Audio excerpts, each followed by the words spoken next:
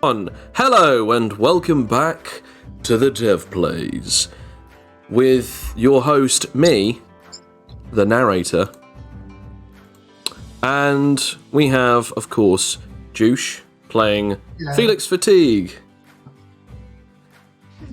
Alex playing Rakia, Yeah, it's me. Connor playing Fletcher, Good evening! Bill playing the mysterious unknown eraser or quote-unquote cloak. I am also here. And finally, Adrian B. Crawford, played by Sam. Last and best. So, last episode, you might remember a certain wasp went off, separating from the group unknowingly at first, and found a large circle of poisoned smoke rising up to the sky as far as the eye could see. Adrian stepped in it, held their breath, and it turns out that it was only a thin ring of smoke. There was a man sitting on a deck chair entirely made out of gravel and rock, hardened and solidified up so that he could sit upon it. He had sunglasses, a large beard, slightly messy short hair, but he also had a leather jacket, ripped jeans and thick leather boots, fingerless gloves, and he also, for some reason, had unlabelled bottles of beer, or bottles of what could only be described as potentially moonshine or alcohol. As Adrian questioned him as to what exactly he can do, Adrian then came to the question, "Are you the one who destroyed my hive? Are you the one who has the green flames?" The man dodged the questions evasively, and eventually took a sip from his beer, only to then spit it out at Adrian and ignite it in the emerald blaze, as it seemed to do 0 damage.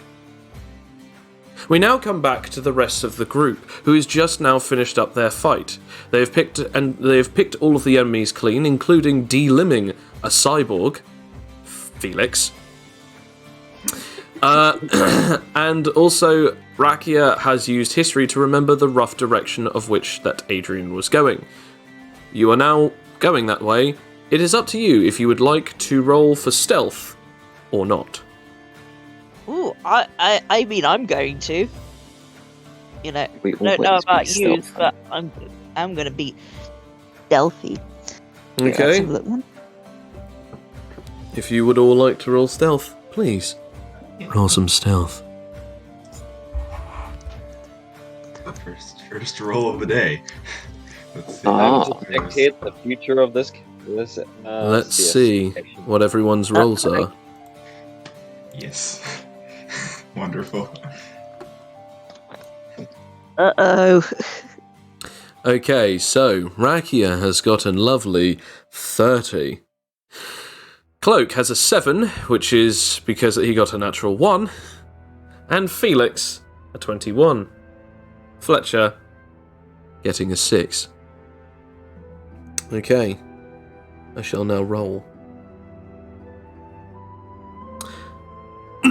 I'll be nice and say that despite Cloak being incredibly out in the open, as much as he wishes to stealth, standing on a rock and yelling ow, as well as standing on a twig as it snaps very loudly, a guy looks towards his direction just as he passes a tree. It is less his stealth and more the fact that he cannot see, as the tree was in the way as he darted towards that direction. I must be seeing things. Oh man, the overhaul's making me jittery. As you continue going past Fletcher, you are also only just out of this guy's sight. 100 meters has passed. We now come back to Adrian. Adrian, your body is currently ablaze. You seem to have these sticky remnants of whatever the liquid that he had spewing from his mouth, as it seems to be also set ablaze, as it seems to keep you on fire. Just as that happens, and most of the green flame dies down from your eyesight, your body sort of twinges for a second as almost instinctually thinks, like, this is going to hurt, only to remember that you actually can resist this fire. You look up at him, and he says these words before your turn. Does that answer your question? I'm assuming that you're one of those, wasp creatures from the hive. Look, if this is about revenge, and it's now your turn. Okay. Well, everybody, it's been the moment everybody's been waiting for. Adrian is going to look at him, and then the wings will turn. Actually, I should roll it first to see if it actually does. Yeah, roll it first. Works! Adrian just kind of looks at him, and the wings around their back move to encompass them. It's harden, turning black and yellow to this alien-looking set of armor, which I'm really hoping we'll put on screen now. I have literally just flipped it over, and if those of you who did not notice, it's right in the corner there that you might have seen. I will also swap them back around just for a second. There's Adrian, and then Boosh. Adrian, night mode. Adrian? Cooler Adrian. So that's- Slower, Adrian. That's that. Roll for how long that'll last. Oh, crap, forgot that's the thing I have to do. 2 rounds. Okay. Does that include this round? No. So it's the whole rotation. Okay, So that's just like when it 2 comes more back, rotations. so when it comes back round to you, that will be the end of the first one. When it comes back to round to you again, it will be the second one. Okay, good, that's good. Not just any one of them. Princess Adrian E. Crawford Hive. Now, Royal Knight of Queen Adriana Z. Crawford. For what you have done, you shall be killed. At that point, Adrian is going to grab him by the neck and lift him off of the deck chair. Roll grapple. And attempt to choke him, actually. Roll grapple. Let's say 1d20 plus 7, I think.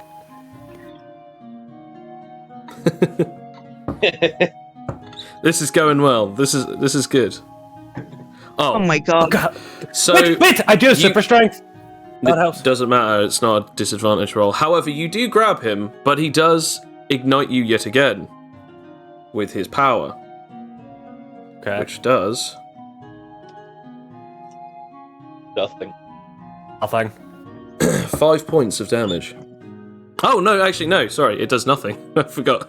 I know, Adrian at this point is heavily armored and cannot be hurt by this soon-to-be splat on the ground. As he generates a large amount, like a wall of fire, just entirely encompassing you, like, it's too late for as an entire blackened hand, like, raises itself out of the flame, grabbing him by the throat and picking him up. He now cannot react to your second action. Although, technically, your transformation was your first action, so it is actually now his turn, I just realised. Yeah. As he's being squeezed around the throat and lifted up off of the ground, he's just sort of like, oh, this is a surprise. Wait a minute. I recognize that form. As he's now going to attempt something, which you can, if you wish, attempt to roll against. Okay. I'm assuming Adrian is going to try to block this. Okay. Is that...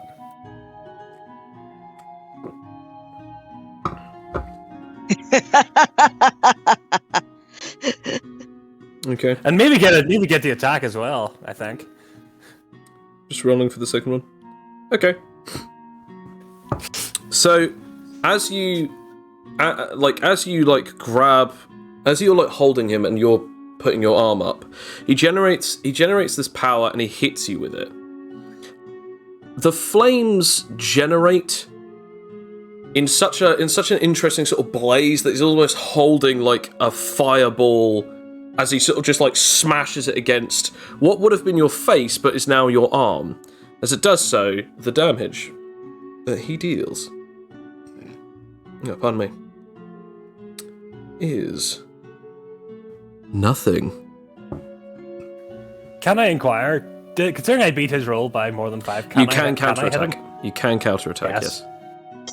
It's time for Adrian's new amazing fighting rolls of, let's say, Punch. copy. Yeah. Yeah, Adrian's just going to take that, feel nothing, and then going to stab him right in the chest. Is But this still, holding. is this for still injury holding him or back. damage? Just damage. Okay. Adrian's still lifting him up. Fire happens Oh, yeah. in the arm. I understand lifts that you have down, more than one and then arm. punches.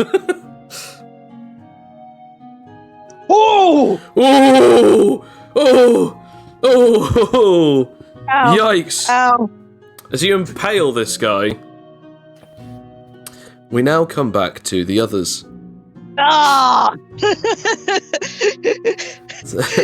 No, go back. I feel like I'm not the only one who's getting blue balled here. Anyway, so as we come back to as we come back to the others, roll me a stealth roll. In the distance. Ah! I felt a disturbance. Oh, willpower as well to sort of detect things around me so I can Okay, kind of Yeah, sure. sneak a bit better. I mean, you don't have any willpower sneaking skills, but you can obviously roll No, willpower but more to sense people. Yeah. Yeah, willpower. That could be a cool thing to have, having a sneaking skill but that's willpower based. So you basically, I don't know, will yourself to get predator disguises. Oh, I don't know. does work. That is my vampire character next turn. Ooh. Okay, let's see. Once Cloak has finished rolling. So we have a 16, a 15, a 9, and a 23. Sorry, no, a 21, a 15, a 9, and a 23. Okay, so Fletcher. Yeah. Before I say this, all of you in this clump hear a large, sort of boom. Just, it shudders the earth itself. You don't know how far away it was, but it was definitely from behind. As just a huge crash comes from behind of you. As it shudders and shakes throughout the leaves and the trees, you are all at least somewhat turned around by this. It is outside of your perimeter, Cloak. But none of the rest of you can see or hear exactly what it is. There are too many trees and things in the way. As you turn around, Fletcher, you see two large bulls charging towards you. Oh. How would you like to react?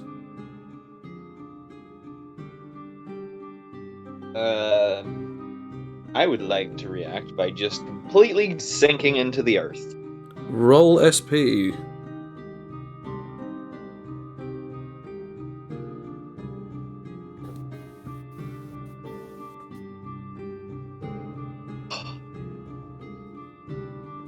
Okay. So you got a 13. Gotcha. Mm-hmm. I'm just now having a look. Okay. As one of the bulls immediately just sort of gores you with its horns. As it deals, I believe, yeah, that would be okay.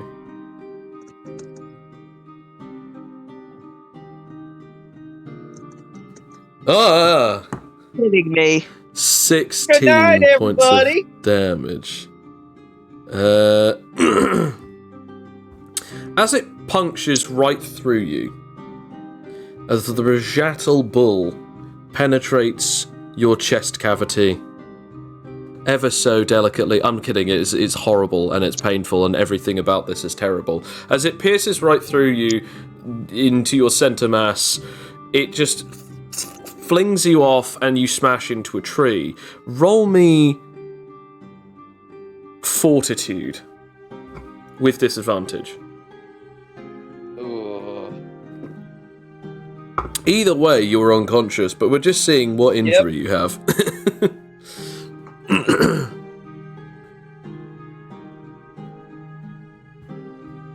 Ah!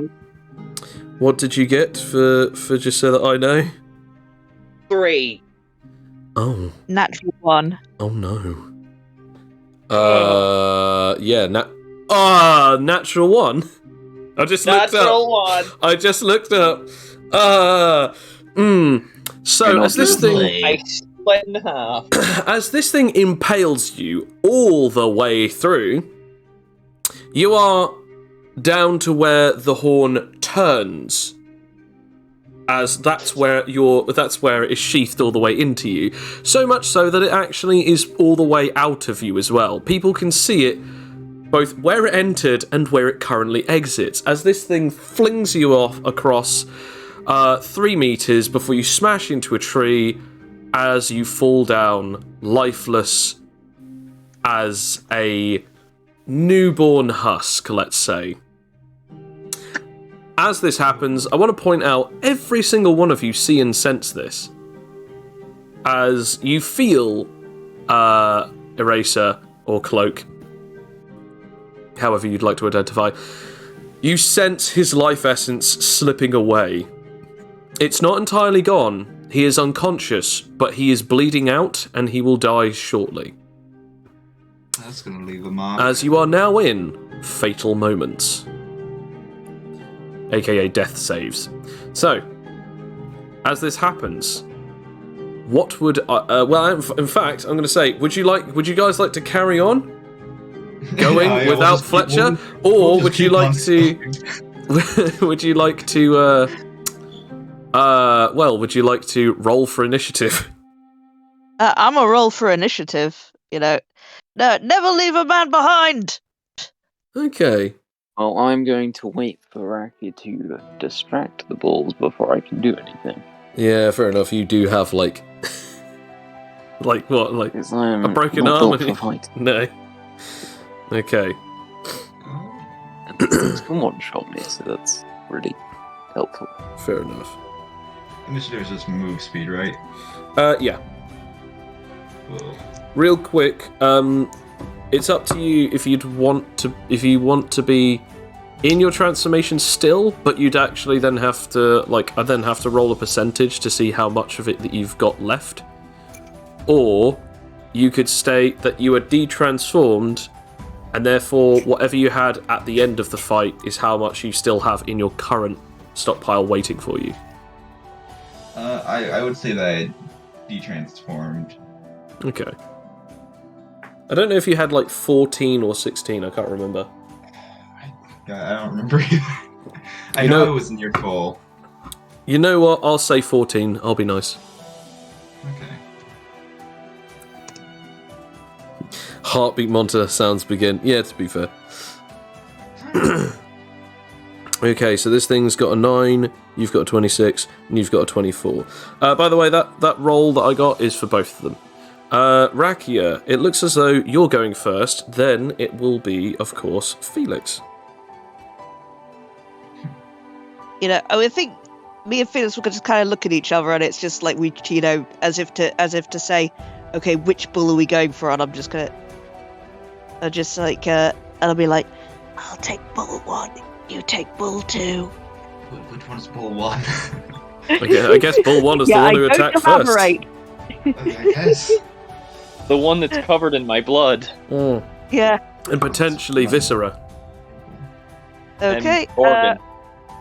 Right. Okay. Here we go. I'm going to hit this Mama Jammer.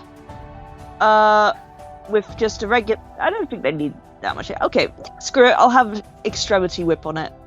Yeah, because why not, right? Yeah. Why not? Yeah. Why not keep using that? Okay. 11. I love having Super Dex. And apparently Super Dex loves having you. Holy cow. As this thing attempts to block, it does not succeed as you smack it right in the... In the snoot. Can I boop it in the snoot? Yeah. I boop it in the snoot. You boop it in the snoot. As you do so, roll damage. Oh God, I've got new damage rolls now. By the way, I Indeed hope you I've do. calculated this properly because I've gotten level 5 on my super decks. Everybody, or did I level 5? I can't remember. So you're which plus level I am. 9 now, so that would be...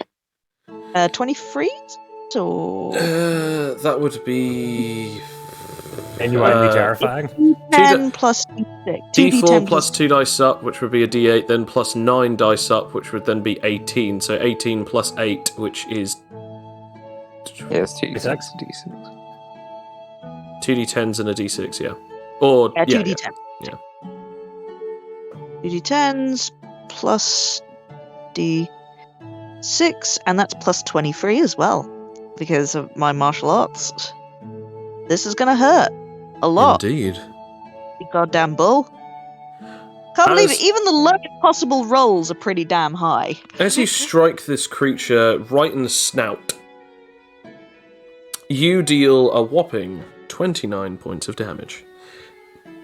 I shall now roll for its constitution.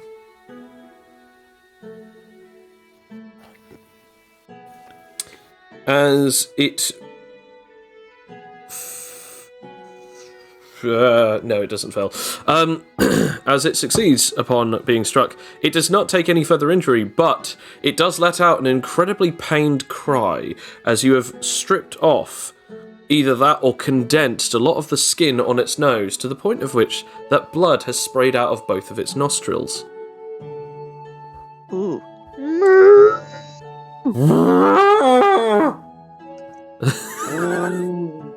I love my job. So, as this thing has been struck, it's now Felix's turn. Okay. So you said stockpile is at 14. Yep. Have not transformed yet, so. It's up to you. It's up to you if you want to get closer, or if you want to be where you are. I do want to get closer to the bowl before I Okay. transform. Okay. I was gonna leave like a nasty surprise, but okay. I don't want to accidentally kill another one of our allies. Fair enough. You get closer to it. You are within 10 to 15 meters of it, and since your move speed is at least double or triple that, you are fine. Okay. Yeah, I will roll SP. And that succeeds. And now to roll willpower. Mm-hmm. I don't think that succeeds. No, which is a good thing in this case. Yeah. As you immediately transform and bulk up, you immediately go to strike this creature, as it is the closest thing towards you. As you cannot help yourself state the words, "Calm down, beast." So, which would you like to do? Would you like to do a dex or a strength attack? I think I will do a strength attack. I will grab the bull by the horns and try to suplex it. Yeah. Fair enough. So let's see. Gotta find which. Tenderize the meat. Strength, which I guess in this particular case would be Yeah. I'm just trying to plus. find 14 is plus 5 first, So plus And your then- current strength. which is free. So 8. So that's a plus 8. Mm-hmm. And I don't have anything for. I assume this would count partly as grapple. But I don't have anything for grapple, so it's just plus 8 total.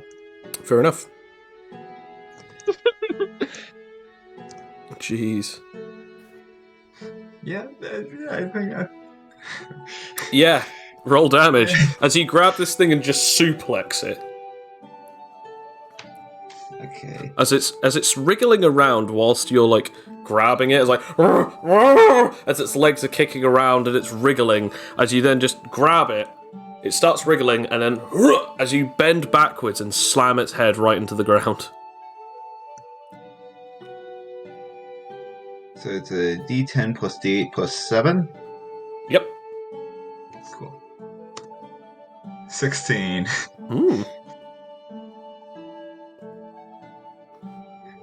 I actually do have to roll for con again. Oh, what is with these bubbles? It is I mean, not. all of the rolls there are Bullshit. very high anyway.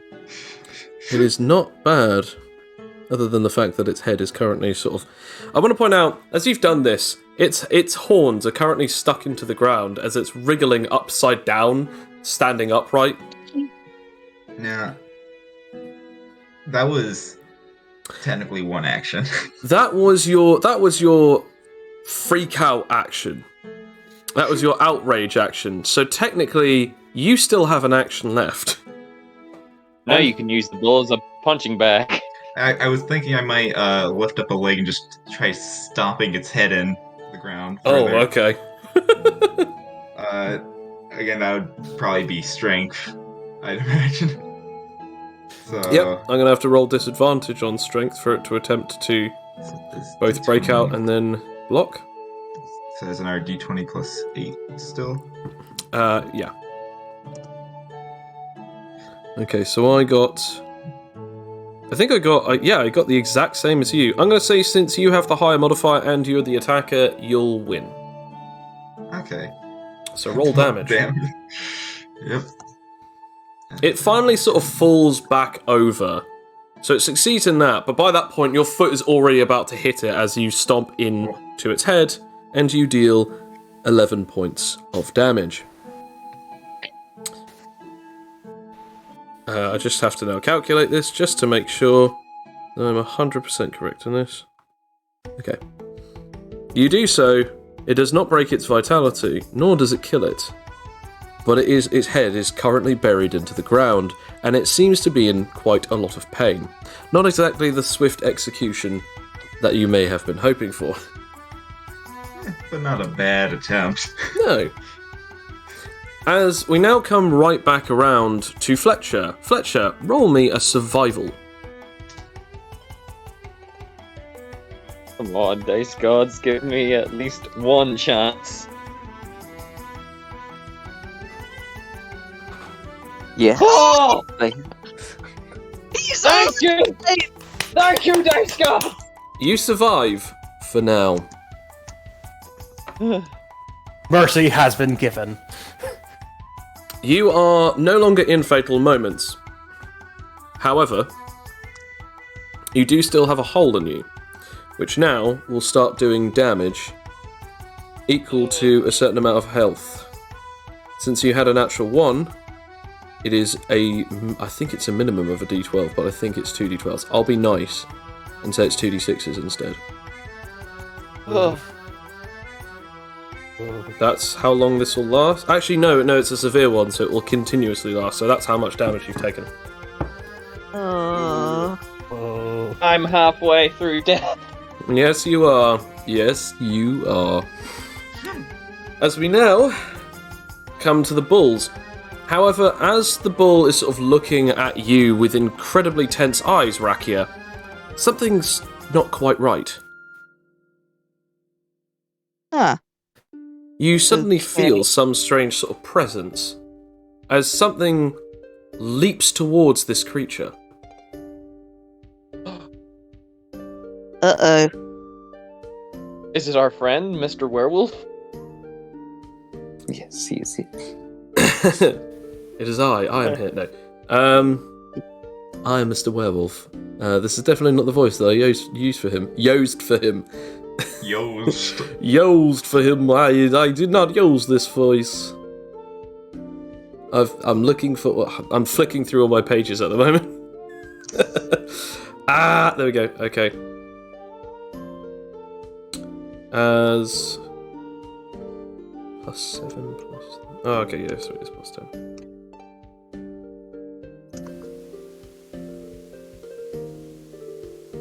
As the bull is about to do something, it suddenly gets ambushed by some kind of blur. As the blur is glowing and strikes at this thing, it finally slows down. As you see a red-skinned,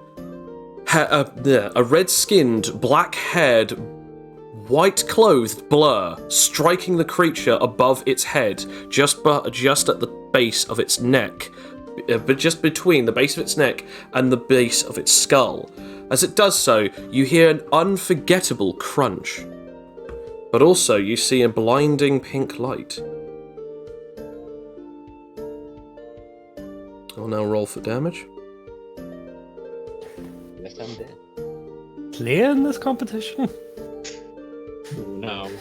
It would be so funny. Leah's not the only one with that power. I mean, I know, but it's the only one we care about.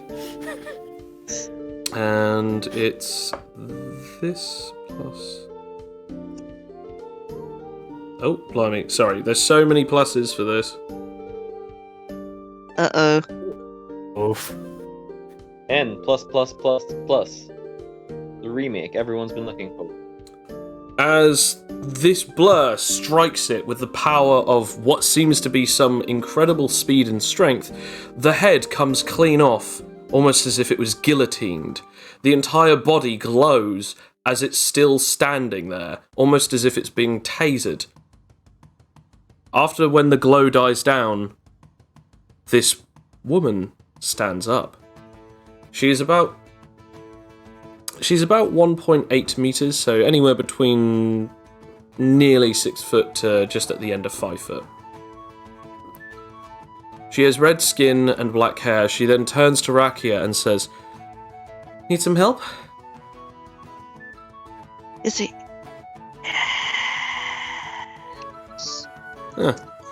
Well, as she looks over at the current one that is being attacked by Fletcher, you wanna let your friend? The one that's being attacked by Felix. You both have the same beginning of your names. Fair. Yeah. As she looks over there and says, "I guess we'll let him do with that one."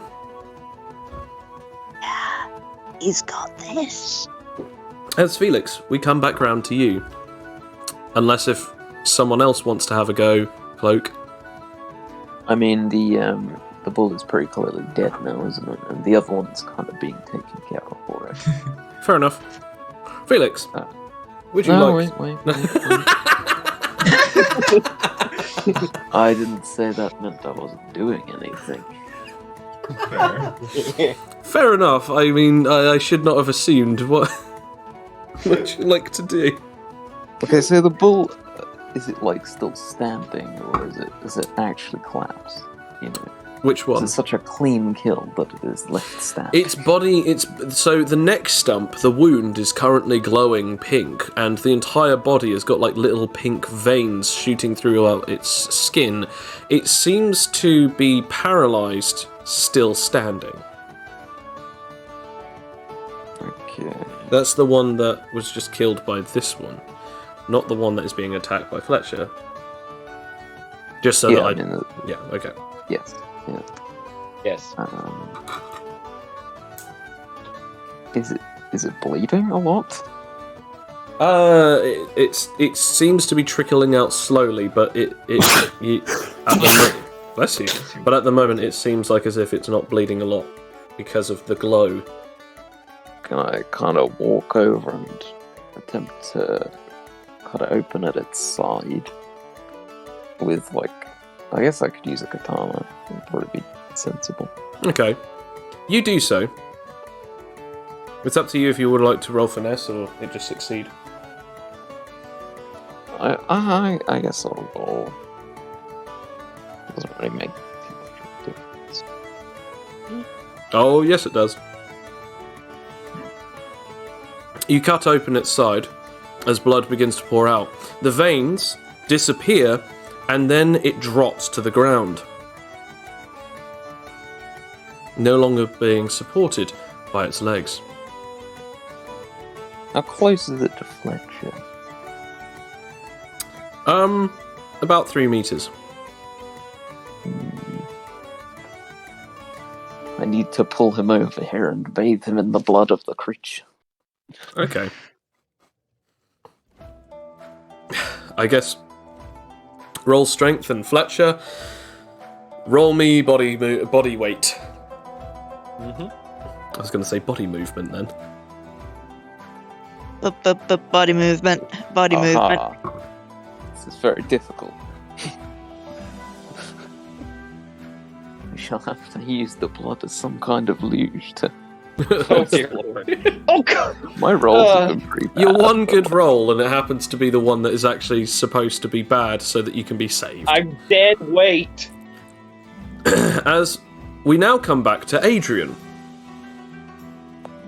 Adrian, Oh, yeah, you have everybody was in here. impaled this poor gentleman in the stomach and dealt a large quantity of damage to him. He seems to be hacking out a large amount of blood as it splashes down onto your face from his mouth. As it is now your turn. Well, Adrian is going to do a special move. Adrian's going to stab him once again, but instead of doing poison, attempt to paralyze him. He won't be able to do any other moves this round. Okay. Perfect. So I have to roll to make sure it works first. That does, so now I have to make sure to hit him first.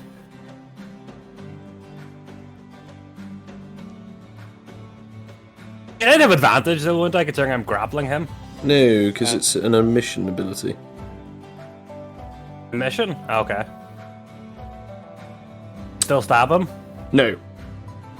As when you attempt to, when you pull out the weapon and attempt to, coat it in poison, when you go to stab him again, a great blood wave comes from him as flames dance across his skin and then immediately change as they hit you as an EMP of electricity. The green lightning strikes and goes throughout your entire body, forcing you to let go of him. The damage that he deals is as such. Can I roll to do that? I roll to try and keep on to him?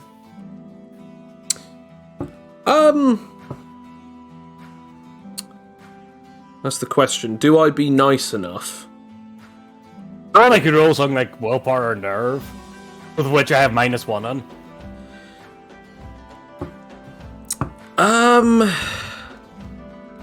Yeah, you know what? Yeah, okay, go on. Roll. I'll allow you to roll grapple. See if you can keep hold of him. And you to choke. But now I'm going to ask you to roll me survival, as this does 24 points of damage to you, as this is lightning, and it does 1.5 times damage to you. No.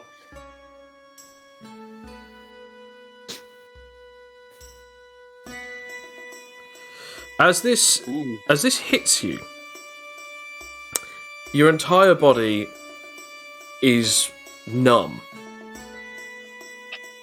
This pain is greatly considered adequate. That's very much one way to put it. And very much unpleasant. The numbness within your body still does not stall your grappling of this man. And as it is now his turn.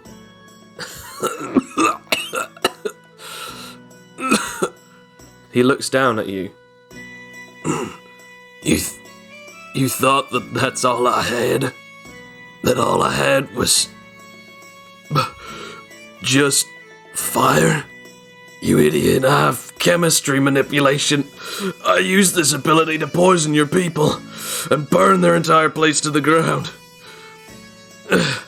I'm one big bug zapper. It looks as though that you can't survive another attack. But neither can I, so... Either way, I'm gonna tell you something. If you're wondering why I killed them... It was a contract by the Mercenaries Guild. Have you even gone back there? It doesn't matter. Because either way, one of us is gonna die, right? Let's try and see who wins. As he seems to wind up for something. Alright, can I ask you something? Yes. You have to have something to reactively throw someone.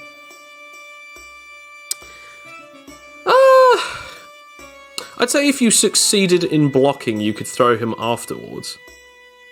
I mean, blocking, mostly because if he's going to do the electric skin again, I'm just going to throw him as far as I can, so he probably will be out of range of his attack. I mean, in all fairness, you probably should have just let go of him. Yeah, but If you succeed in blocking, I'll allow it. Don't forget you have that stone bracelet that's also resistant to I don't, it electricity. broke. Oh yeah. One of them broke, not both of them. Oh. So I can do that then. Theoretically. Which arm it broke? My we'll never know. my rolls are not being very good. Good. That's good, except for when. Yes! As you go to block, a large, great amount of shift of wind happens around him, but he does not seem to attempt to attack. Ha! You idiot! As he attempts something else, which you can no longer react to. Roll me grapple with disadvantage. Okay. As Still 10. a great force appears between the two of you as the wind separates you. You let go of him as he blasts off backwards. As he disappears outside of the purple smoke cloud behind him. I mean, It is now your turn. well, no to that. Adrian is going. No. No, Adrian's going to Adrian's going to transform back into their just hybrid mode, Okay. and then fly off after him. Roll SP to fly off after him. What is your move speed? Maybe more than this, guys, because I'm not letting you do this. Not letting you. I mean, what is your move speed? I'm asking the It's mathematical... 23. 23. Okay. As you fly and you burst through the purple smoke, you actually notice that he is a great deal distance away from you, almost 70 meters, as he is flying through the air backwards. You have one more action left.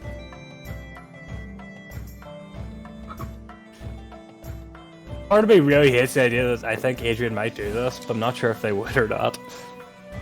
I attempt to throw my gauntlet at his face, or like at him, to How much? dare use a ranged weapon.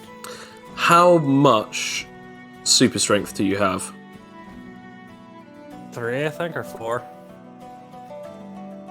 Okay, so 10 meters times 3, 30 meters. That's the best that you're getting. Wait, is it times by the modifier, or is it increased by the modifier? Who has a throwing ability with super stats? Oh yeah, I do with the with super dex. Yeah, what is it? Yeah, it does. Yeah, I get up to like because I've got like nearly Is it 100 times? meters. Is it times by whatever you have, or is it times by 2 for whatever you have?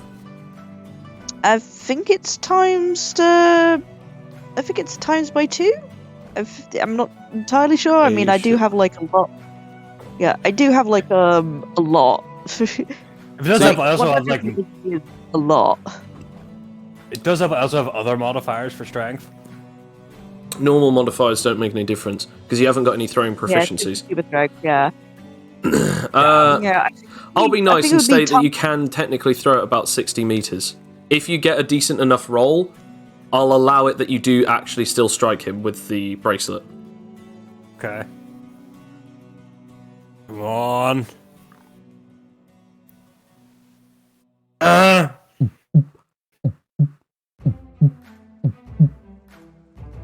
Oh, As you damn it. yeet your bracelet off, breaking a part of it off so that you can actually get it off of your arm, you throw it.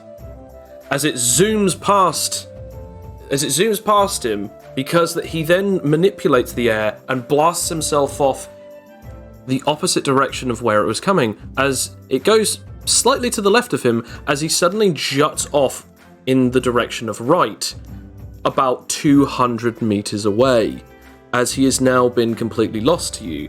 But beforehand, he does scream one final thing. let's Perception to do that. yeah. Can I say roll perception to hear what he has to say? To see him, because I don't want to lose him. Adrian's going to follow. I'll say the perception is for both. Okay, Adrian No. loses him. All God you damn hear is, rolls. Those things are well. yeah. As you don't really hear anything else from him, but the only thing that really you do actually hear or see is just him sort of almost squeaking in his southern tones and then disappearing off into almost just the forest, but it's a complete opposite direction as to where you came from. As we now come back to the gang. Felix, you are in front of this creature. You have one less in your stockpile. Indeed I do.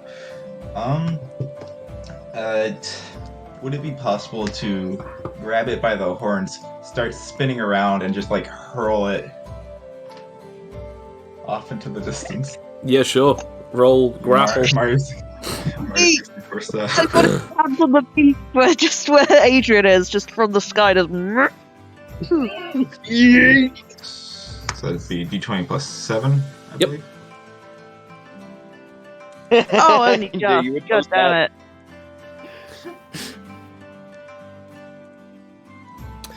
Yeah, okay, yeah, as you grab it by the horns, and now roll labor. Labor. As this thing as this thing is no longer able to do anything, I'm just seeing how well your labor roll works, depending on how far this thing will go. So that counts my super strength and strength, right? Yep. Yeah. Cool, because I don't have a modifier for labor. That's fine.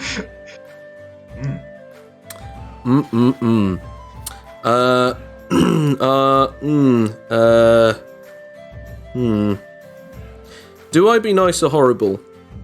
It's up to you. You No, know? I'm asking everyone except from Sam. Do I be nice or horrible? You be nice. Be nice. Be nice. One for If you wanna nice, be horrible- If One you want to be horrible, go Yes. for it. one for horrible, Nice. one for nice. What do you think, Bill? Nice or horrible? It's a trick question. Is the real thing. You're correct. I'm just going to be horrible. 24. Okay, you do throw this thing as you smash it against a tree right next to you. As you kept hold of it by accident, as you did let go with one arm but not the other one, as you went, oh, my timing is a little off. As you do let go of it, but it still carries into your hand until you smash it against a tree. Very close to the direction of all three of your current compatriots. Thankfully, the tree stopped it. Roll damage. Okay. The bull just That'd lands on be- top of me and I die. That'd be strength. Yeah, so it's strength-based damage. 2d8 plus 6. Yes.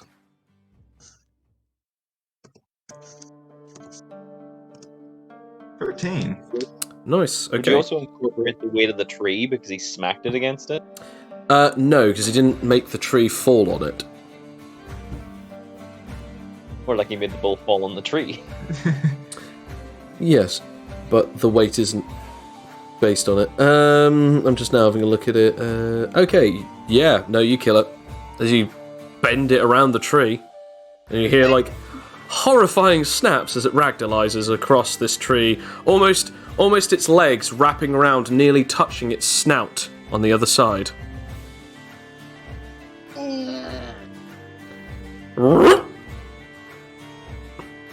As you do, as you have done so, the archling looks at the three of you who are closest to Fletcher, as in Fletcher, Eraser, and Brachia, and says, "Your friend is hurt. Wait, this is a Rajatal. You're trying to help heal him, right? Yes. Please, let me help you." Why do I need you to help me with this? Well, considering you seem to be struggling to pull him, and I have super strength. Fine. She picks him up under his knees and under his back and lifts him carefully, placing him next to the creature and then shoving him inside of the wound. Yeah, that's pretty much what I was gonna do. To think that She then sort of moves her neck so that her head is tilted and rotated slightly out of the way as she's sort of almost holding her breath. She goes, I thought they smelled bad on the outside. As I will now roll something. Actually, yeah, roll survival, Fletcher. Do it, Fletcher, do it.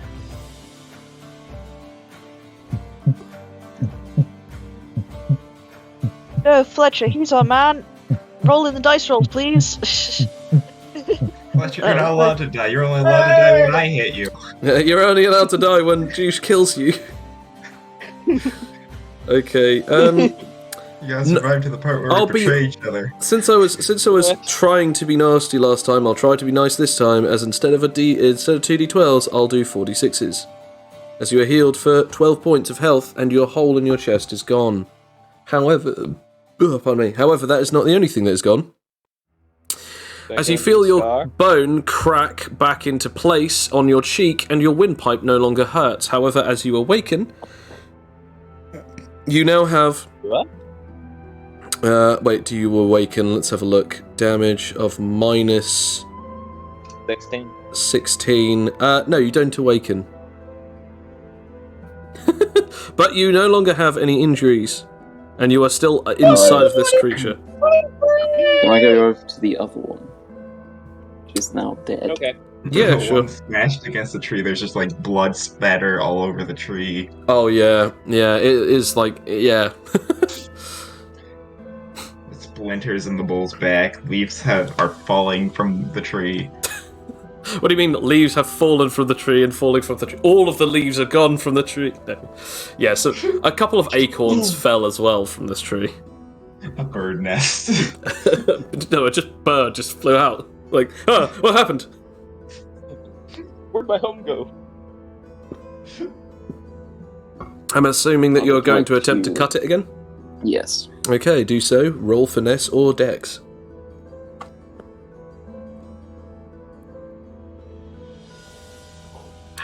Nice. You do cut it open again. What would you like to do? My arm is already in a good position for healing, I suppose. I will attempt to sort of stick it in the wound. As you stick it in the wound, nothing happens. Bloody hell. Roll me history or intelligence.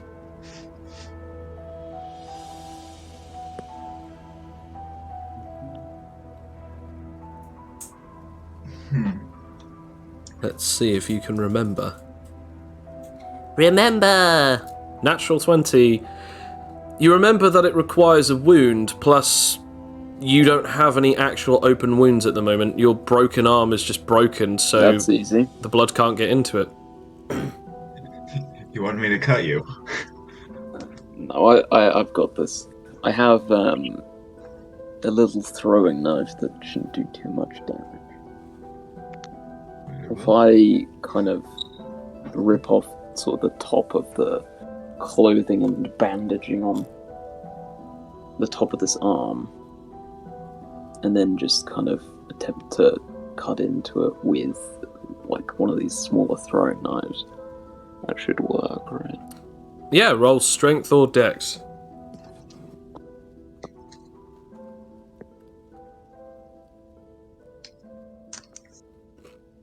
Now roll fortitude.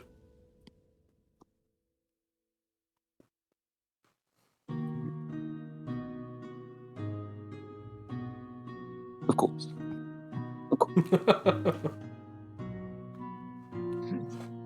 You slightly scratch your arm. That's all. No cuts, no blood. Must try harder. As the archling gets up, she goes, "So, sorry about that, and I know that this is supposed to be a tournament and everything, but I just can't help helping people. It's kind of an old habit, really.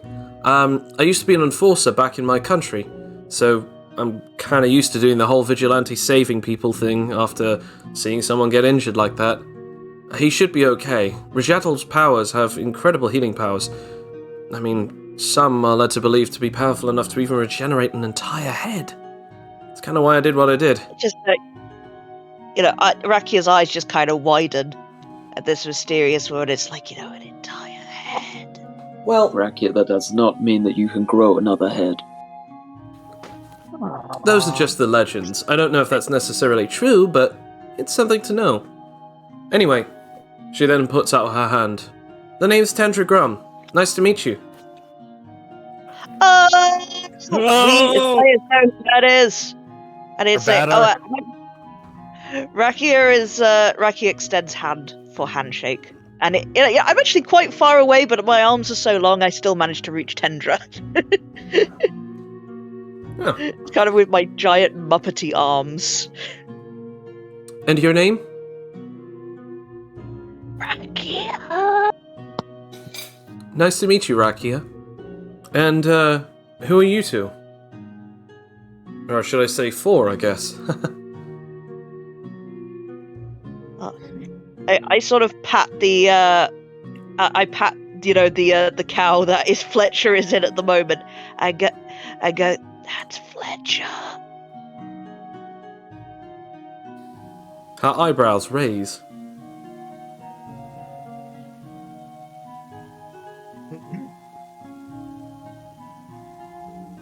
Yeah, and just point, Felix at Felix. Felix waves. Yeah. And I just point. who's that? Eraser. Yeah. Going by a nickname or a pseudonym? Sure. Okay, I guess I won't ask any further than that. Well, you see, I would have attacked you guys had it been the fact that I knew that you guys were here. Well,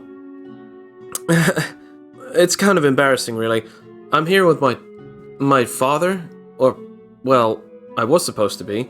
We were leaping around this place, searching for different people with different interesting abilities so that we could fight them, but, well, I think we got separated.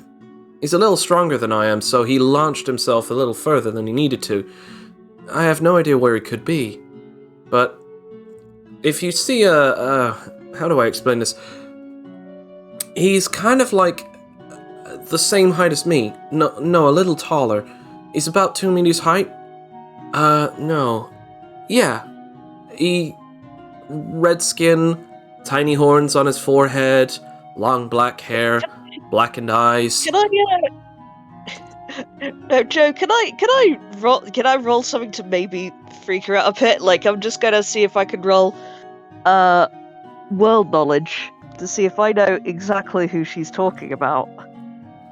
You'd have to roll it with disadvantage, I'm afraid, because she hasn't really given any kind of things that you haven't known yet. I know, but Pretty generic description, to be honest. Yeah. I'm sorry if I said white guy, blonde hair, blue eyes, it's like... Well, how does that get me?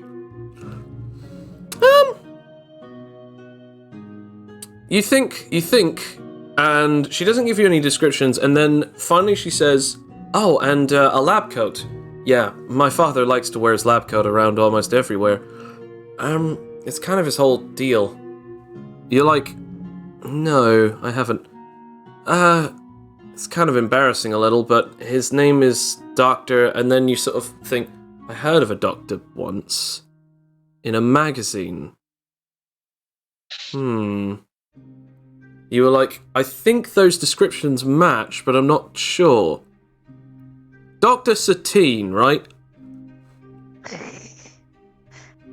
I mean, he wasn't wearing a lab coat. He used to wear, like, suits and stuff, and he had a talk show, but whatever that is.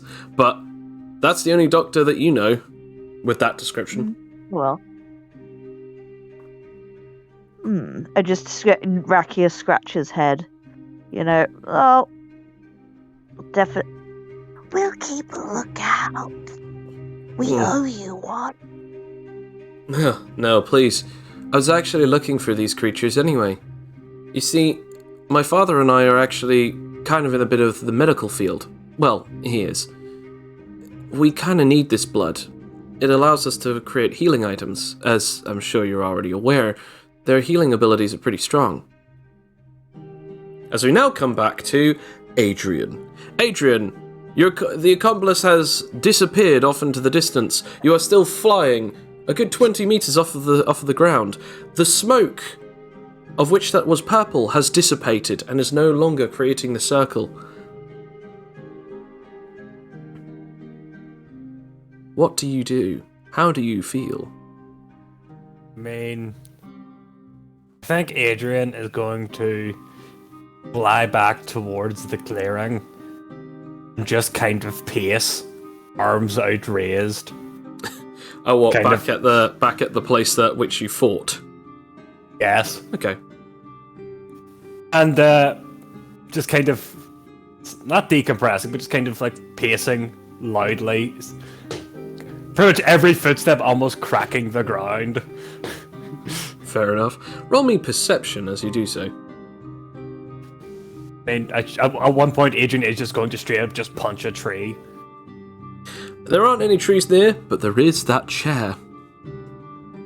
Adrian is going to kick the chair off into the oblivion. Is that your perception? Yeah, my strength is far better. Can I before whatever attack happens, can I kick the chair off into oblivion? Yes, you can, and no, it's not an attack. Don't worry. 5. As you kick it, as you kick the stone chair, it just basically breaks into multiple shards as it shatters apart like basically the object itself is now just turned into shotgun pellets in every direction that was not in your direction. Left, right, and forward, but never back. Exactly. As you then, at the very last second, you hit. Wait. Boom. A large crash happens right next to you as you are pushed back ever so slightly, only to then just be moved upwards by the large chunk of the ground that is now being uplifted and uprooted as something whizzed past your face. The dust finally clears and reveals a rather slender person in a lab coat, filthy with both blood and dirt, dusting it off and just going, My, this is awful. I was really hoping to not get this dirty. Where is that silly girl? I thought that I would have, of course, landed before her, but still, I didn't think that I would have actually pushed myself that far. Oh, as he notices you. Can I attempt to... You said there was a big chunk of dirt. Yep. Didn't you? Because Adrian would probably move to hide behind it, because Adrian does not want to release their feelings against this guy yet. Fair enough. I guess roll stealth, and I shall roll perception. Yeah. You got super stealth. I remember we got super dex. 3 plus 3, so it's 4. Oh. That makes sense. Adrian just kind of jumps behind the stone, but then immediately walks paces up and backwards and forth behind the stone, so it's very easily visible there's someone behind the stone. Let's have a look. Yeah. Oh, you there. I'm currently looking for someone. A little bit shorter than I am, or maybe the same size now. Similar hair, similar horns sticking out of her forehead, darkened, blackened eyes, with pink irises, slightly glowing. Wearing a white costume. It's almost like as if it would have been some kind of winter gear. Also carries around a, well, we call it a jute or a baton stick, but I guess you could call it a dull sword, or a pole.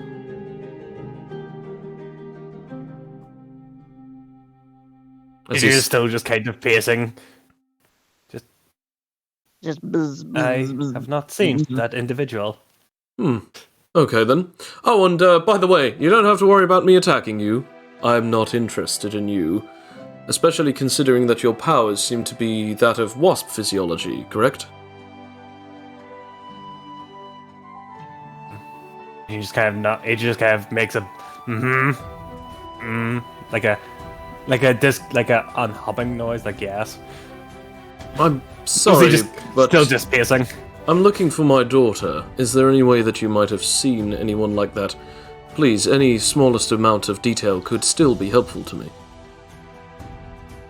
I have not seen anyone. You seem to be rather distressed. What seems to be the problem? There was big block in the ground.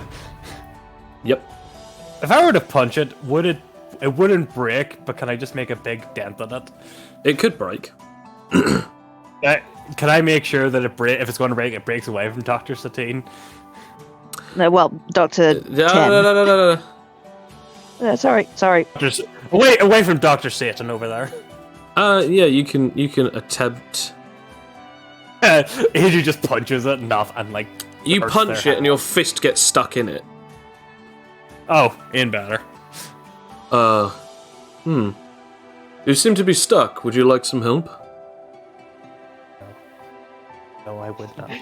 Oh, come on now. It's the least I can do. Said after all. no, I would not.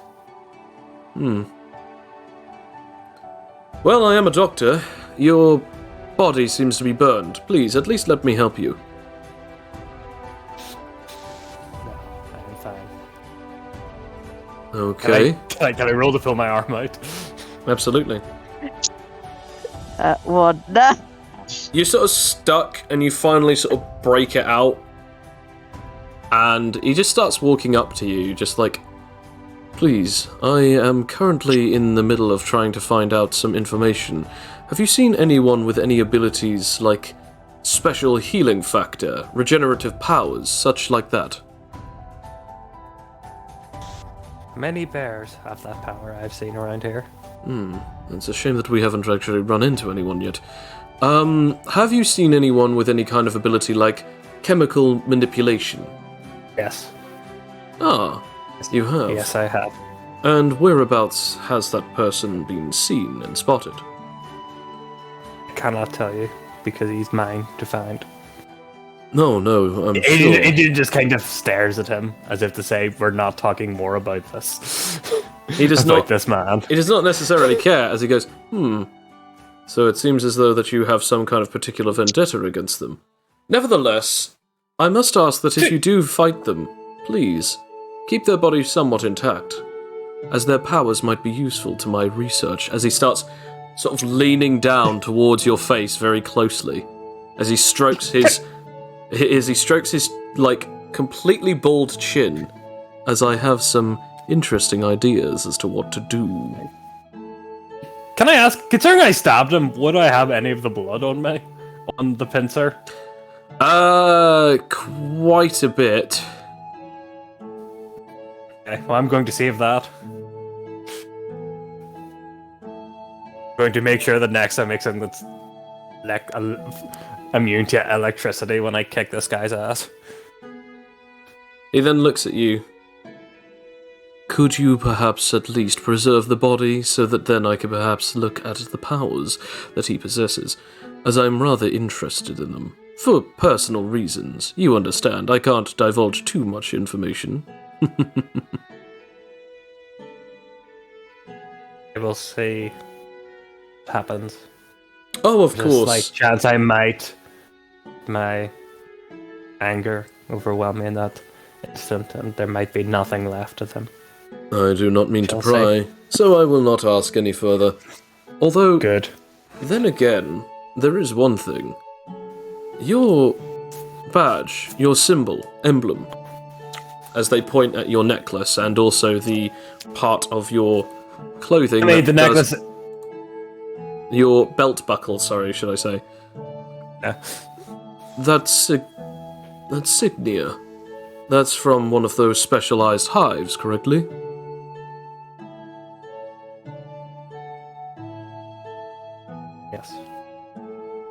Shall we help you find your daughter, then? Sure, she won't be found in this clearing. I'm just going to roll something. See if he understands the fact that Adrian doesn't want to talk to this weirdo. He does not think. No, he doesn't get that. He does not think anything of your sudden darting and evasiveness towards these subjects. Ah.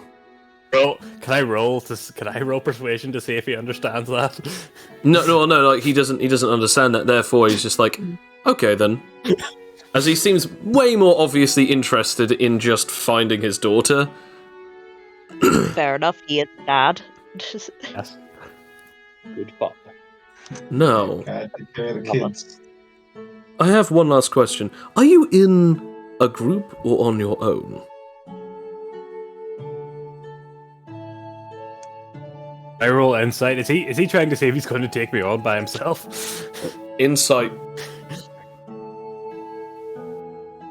I guess it's a D20. Yeah. Oh. Wait! As he stares at you with like interest and intrigue, it's more he sort of backs off when he asks you that.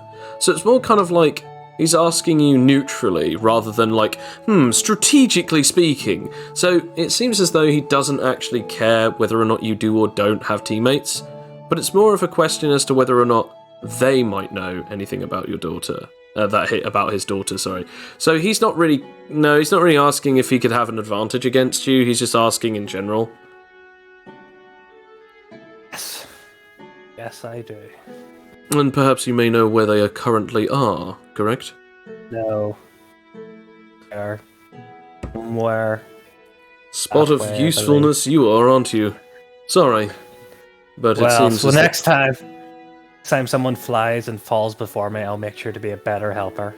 Thank you. Then Adrian's going to try and... Adrian this time is just going to definitely try to break open the stone away from Satine again. Fair to enough. relieve the last of their rage.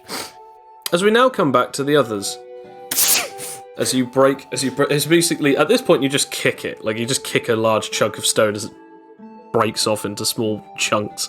As we now come back to the others, Cloak, are you going to attempt to... Yep, Yes. okay, roll for it. Finesse and fortitude.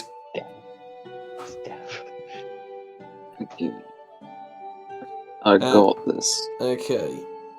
I got this. This is good enough to You- make an incision that isn't too harmful. You But cut yourself because no one truly knows how difficult and how stressful it is being Cloak.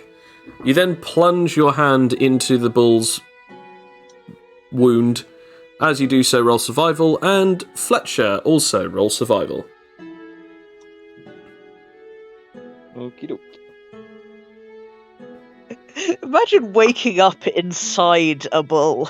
yeah, it's kind of wacky, to be fair. Whack-a-crackers, am I right? live again. Could hardly believe it. Boo. He said the funny. Okay, so you get healed for 2d4s, Cloak. And your broken arm is now healed. Fletcher, you do not awaken. Where?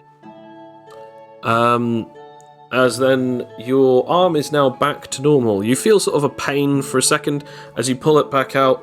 The wound is gone and your arm feels painless. You can move it again without it hurting, and it is definitely no longer broken. I kind of wave it around in awe of the healing capabilities of this bull. Then place my arm back by my side, soaked in blood.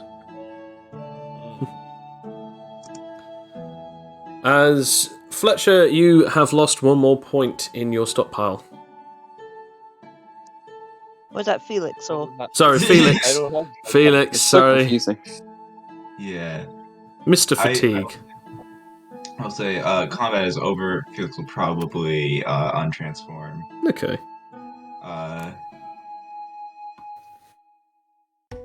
I'm trying to think if Felix has any wounds that could be tended to. He has no cuts. Yeah. But roll a history, which is under intelligence. Yeah. Thank you. I I often get lost. Alright, that's a flat roll. Okay.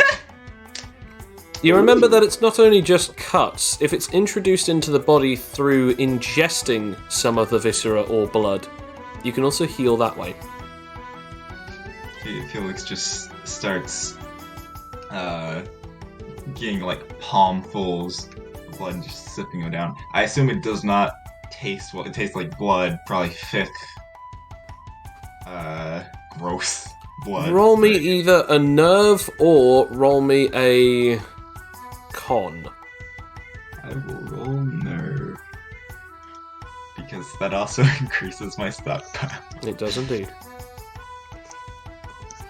Don't forget, whenever you get natural 20s, always remember to write them down as 10 XP. Okay. You keep your cool, and you do not worry yourself too much as you drink this iron and copper tasting liquid. It is thick and it is unpleasant, but you still scarf it down as you guzzle it down your throat. Roll me a survival. Oh, survival. Yep. And obviously you can roll that D10 afterwards. Yeah. Where is that's good. I get so lost trying to find things.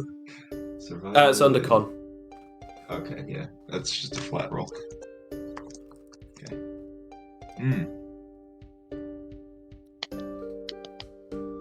That's an 8. I'm gonna roll that D10. Just cool.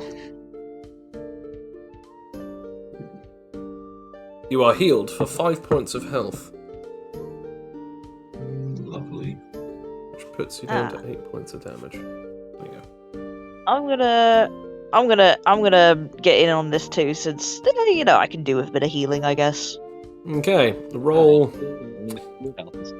I'm gonna say roll con or nerve. I'm gonna roll con, which is just a flat Actually, D20. have you eaten raw animals before? Yeah. Oh, okay, you don't have to worry about that then. Just roll survival. Oh, alright. Okay. That's also a flat D20, so I'm just gonna roll it anyway, never mind. Okay, here we go. Yay! Okay. You used to eat frogs. Yum. You are healed for 4 points of damage. Every little helps. Every little indeed does help. So, Why did you do this? after you are sort of like at this point scarfing down healing items, Tendra just sort of looks at you guys, just like, so are we gonna talk about the fact that I'm trying to find someone? Or are you guys just gonna be eating creatures all day? 50-50. Do we know what direction they might have been? Yeah, sure. I'm pretty sure he was continuing to go that way, as she points off behind her, which is roughly the same direction that Adrian was supposed to be. Oh, we were going there too. We're looking for a friend. What a coincidence. Well, in that case, why don't we head off there together? Yeah. Wonderful. Just start. Better take care. Better get Fletcher. Okay, I'll open it. I'll open them up. Open up the Fletcher pouch. The Fletcher pouch with inside of this creature, as you pull him out. Fletcher Papoose. Tendra says, well, I can hold on to him, since I have increased strength. It won't really slow me down. Thank you. It's okay. As she sort of takes him from you, you notice her sleeve pull up, and you see her red band. As you see it, I'm going to ask you to roll me a willpower with disadvantage. Oh no! Oh. TPK. Well, that's a No, minor. worse. She's going to attack and smack me, and I'm going to die. Oh no! Okay, so that's a D-modified one, which isn't great. So, Oh no! you look down at her wrists on the glowing band, and you see before you the number that stretches out as 756.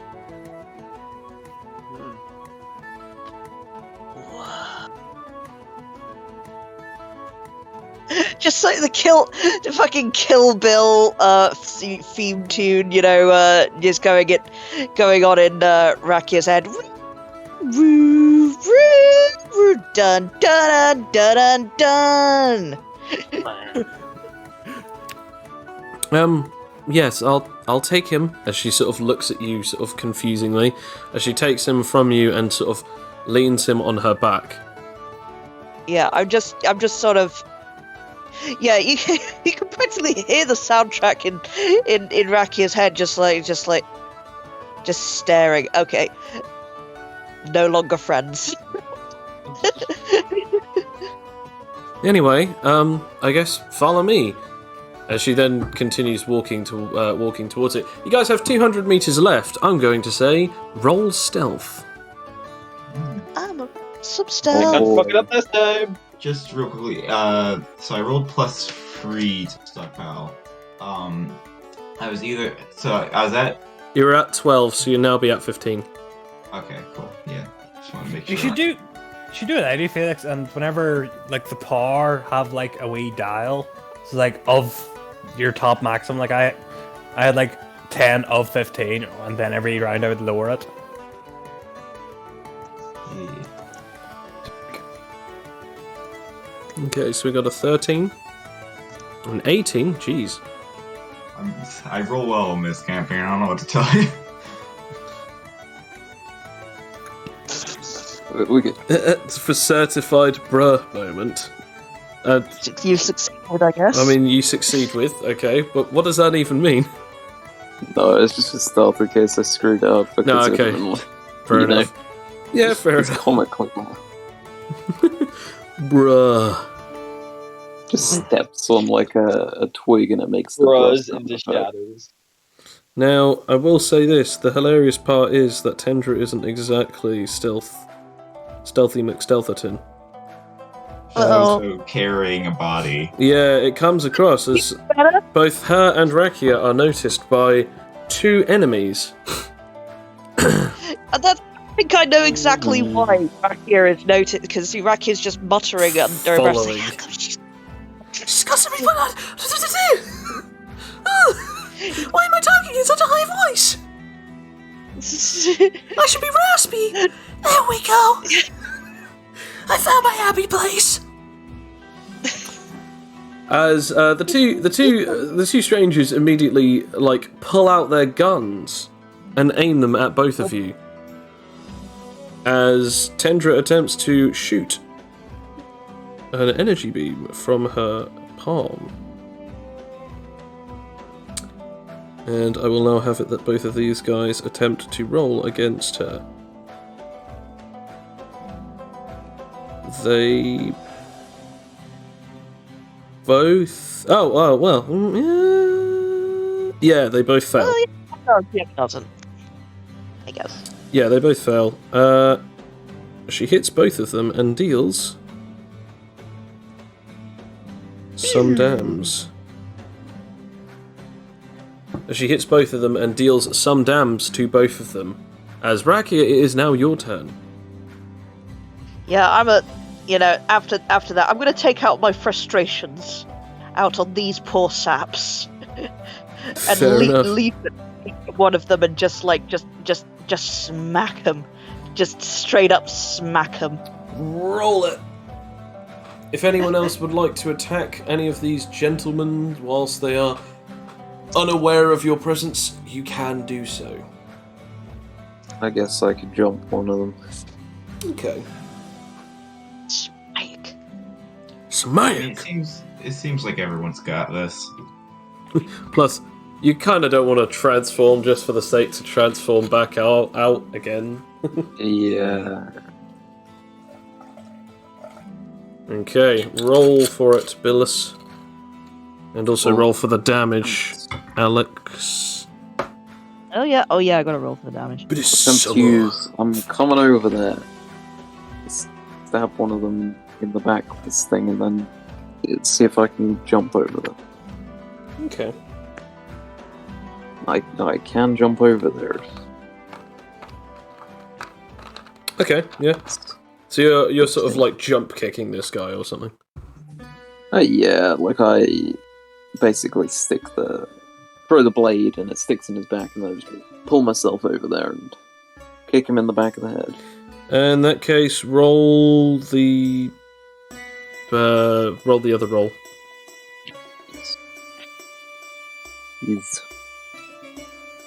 Yes, you straight up kill one of them, Rakia. With a 40. I'm not even debating that with a 40. And this guy does not see it coming. So yeah, Cloak, you both throw and stab him, and then you throw the knife. It stabs into him, and then you leap towards him. Okay. Pulling the rope that is attached to said knife, enabling you to launch towards him. I believe this is. I'ma get over there. As you I'm also coming over there. Kill them. Right, so, Rakia. That's for you. Oh, that's the And points I get. Nice. Cloak, that's for you. Damn! As you now have an extra 75, Rakia, and Cloak, you have an extra 153 points, as you kill both of them. Ooh. Alright, let's get going before we get caught again. We only got another couple hundred meters or so. I don't know, I've been kind of finding it difficult to keep track. I usually leap across everything. I'm gonna search the bodies first, see if we got any badges on them or any interesting stuff. Okay, roll investigation. Do you do so as well, Cloak? Yeah, I'll search whoever Rakia is not searching first. Okay.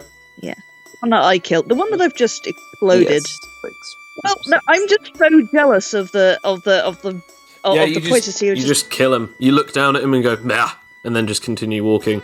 Cloak, you pick up the guns, and that's about all you can find on these guys. You can't even find badges for some reason. They've probably already been taken. Fair enough. As you continue on, you have 100 meters left. Roll for your final stealth. Dun dun dun dun dun dun dun And dun I dun also dun. roll willpower to sort of scope the areas. Absolutely. As we now come back to Adrian and the mysterious stranger. So you're going to help me find my daughter. You say that your people, your friends, you have no idea where they are or where they were. Adrian just kind of nods and I guess begins moving towards the last place they saw. Their patriots still semi-visibly shaking with rage. As you Somewhat less now that they've kind of let off some of the steam. As you go towards the direction of that, you turn from him.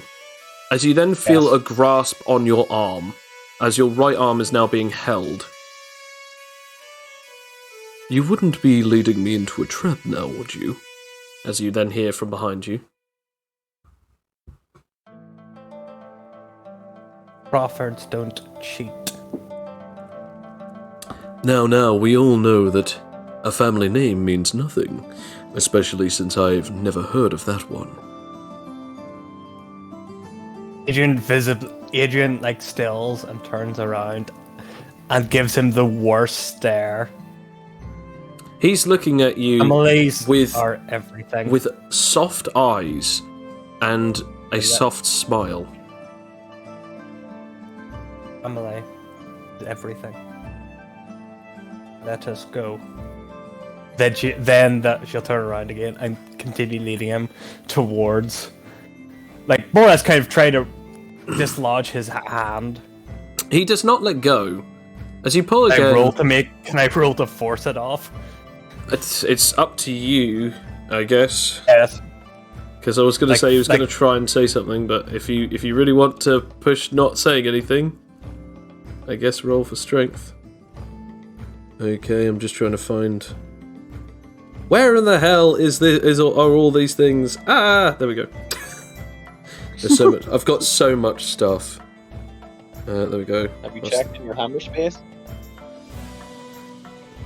Damn. Not only do you not move, you feel the solidity of how much you cannot move. You've been strong enough to break stuff. You've been strong enough to, pull your own body out of stuff. You've been able to lift things, break things. Yes. You know what it feels like to hit something that is just unbreakable, or at least very durable, but you've never had the feeling of absolute lack of strength, as you cannot move his arm whatsoever. Adrian has felt that before. This lack of strength feels as if you are being held by a statue. I said, if you are to be untrustworthy, I need to know. Because I will let you go, and we'll just part our separate ways. But if you are leading me into an ambush, I can guarantee you only one thing. You will die. A painful death, I'm sure, little bug. Do I make myself clear? Adrian turns around to look at him, showing no fear at this point. I want to point out, when he's looking, rage. when you see him, when you finally turn to see him, he's saying this with still the same calm expression, but instead of now the hopeful, beautiful look of passion and compassion, it is almost so disingenuine that it feels like it's more devilish, that he's looking at you with, I could end you in a second, and I couldn't even care how much. Okay, Life Adrian is supposed to be precious. Adrian doesn't care. He could be giving her any look at this point. Adrian's still just glaring at him. Crawfords don't cheat. We don't ambush. Fight fair. Are we going to continue, or are you going to continue babbling about crap I don't care about?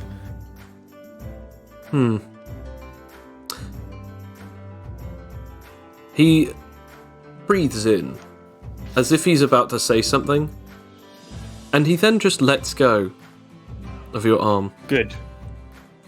No. Yeah. Continue. Show me Adrian's where going we're to supposed to be turn. going. Begin moving. He follows. As you begin going down this path, everyone, roll your stealth. Oh, I already did earlier. I got a 13. Oh yeah, I got 22. But my we willpower did did roll not stealth succeed earlier, at all. didn't we? Okay. Are you asking me to roll stealth? 'Cause No. Adrian's not stealthing this. 13, 13, and 7? Or is it... Oh, wait, no, 13, It's 13, and 22 with my 22. willpower than I more. mean, yeah, I'd happily roll again if you want. No, it's okay, I just made a mistake. Okay. Hey. None of you are noticed as you go along. Although, I'll be nice and I'll say, Rakia, you're okay, since your modifier matches it. Normally I wouldn't allow a natural 1 to be considered as okay, but and this time I will say it's okay. It's not a natural 1, it's a 2. Is it? I thought you got a natural 1. No, I got a 2. 13, baby. No, where am I seeing a natural 1? Where did I see a natural 1? Oh, that was ages ago. And that was Oh, last. yeah. That was like the first stealth. That's for investigation. Oh, yeah, Oh, sorry. yeah, that's... Never mind. Yeah. It's just that both of your rolls were so close, and I, for some reason I read them in different places. Yeah, you've got a plus 11 to your super dex. How did I not catch that? Anyway, It's too fast.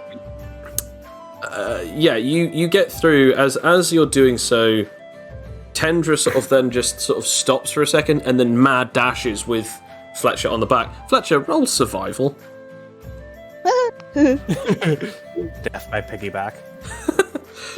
Boosh. Let's see.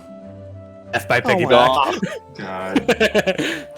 You don't wake up. You're just sort of like fumbling along, bashing your head against like things. He does wake up, but then he's knocked back out. Hey, God! Oh, finally. As she seems to have like boosted off and sort of leaped forwards. As Adrian, you see a red blur flying towards you at breakneck paces. I attempt to kind of leap upwards and forwards, so that whenever it does come towards me, I'll be behind it. You can indeed do so. Roll me a... I'm going to say acrobatics. I mean, I don't have anything in dexterity. The only thing I have for that would be evasion. That's still something. Nice. That is still something. If it helps, this is super dexterity. I mean, it doesn't. As you're sort of like, okay, I'm going to jump over them. This is actually the worst thing that you could have done. As you do so, you jump, and then immediately your feet catch Fletcher's head.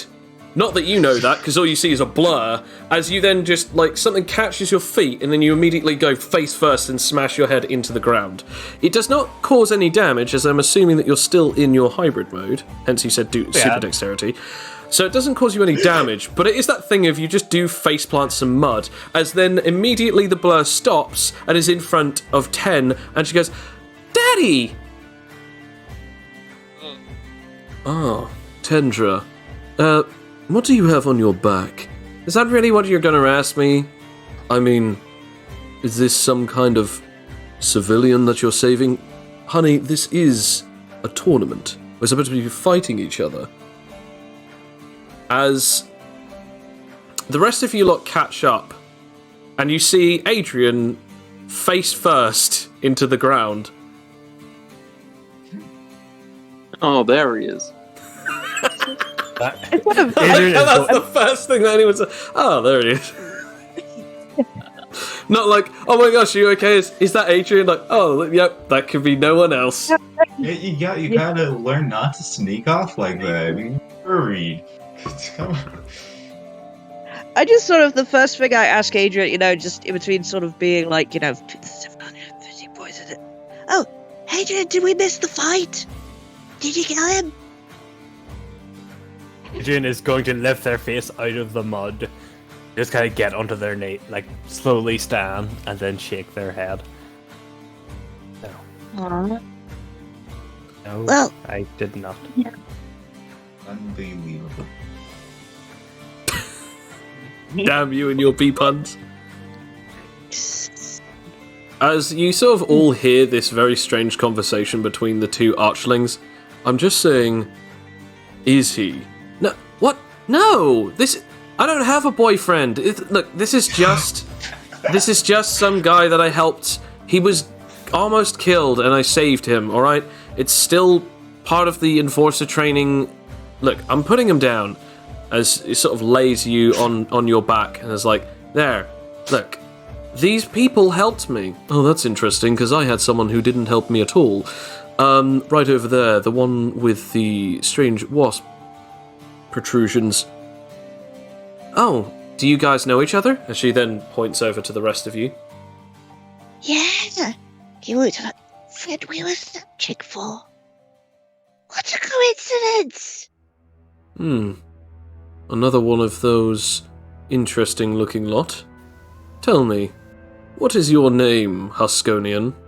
As he seems to be directing his conversation towards Rakia. I look like behind me as if there's a Gonian, if he's pointing to someone else, because Rakia doesn't, to indicate Rakia doesn't really consider herself a Huskonian. In a bad way. And then it just sort of, after a while, it sort of dawns on Rakia. It's like, Oh, I'm Rakia.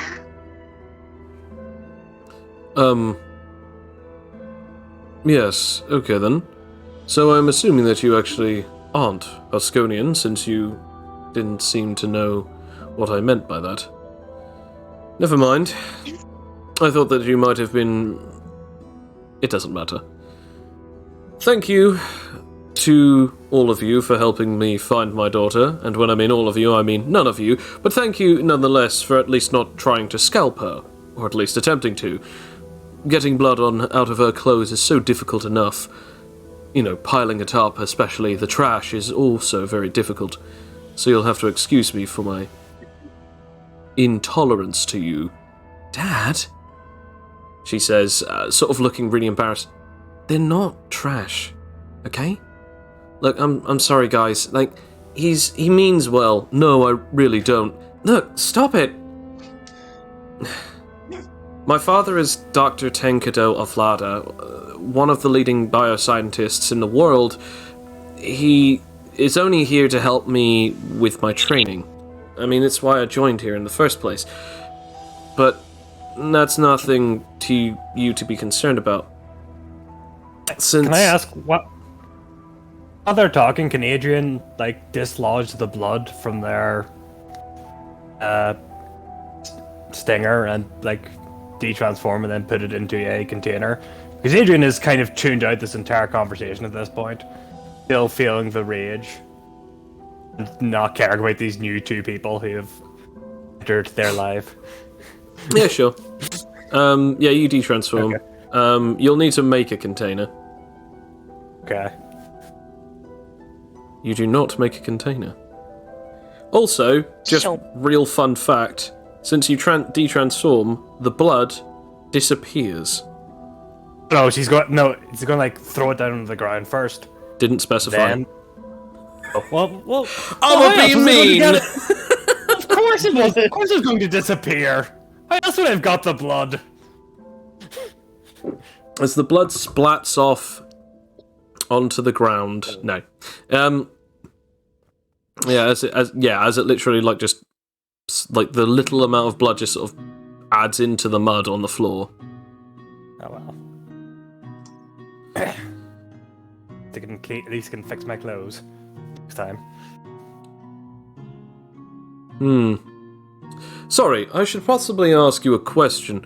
Have any of you seen anyone with healing powers? Dad, they haven't. They required a Rajatl to, well, heal themselves. Oh, then they're useless. Don't say that in front of them. Although, that one over there, he was a little bigger last time. He seemed to have incredible physical strength. As a matter of fact, he took a Rajatl on by himself. Bare hands and everything. That weedy one? As they seem to be sort of talking about Felix. As they keep talking and chattering and pointing fingers. Tell me, small one, do you have or happen to possess a stockpile ability? That I do. Interesting. His smile turns devilish. And perhaps, have you met the requirements for the awakening? Does Felix know what the awakening is? Roll me power knowledge. Is Fletcher a Highlander? It's Fletcher. Why is Fletcher? You mean Felix? Or are you just Felix. I was going to say... Is Felix a Highlander? Is Felix a Highlander? Yes, Is he going to begin saying there can be only one? No, you do not know what this means. I'm afraid I'm not quite sure what that is.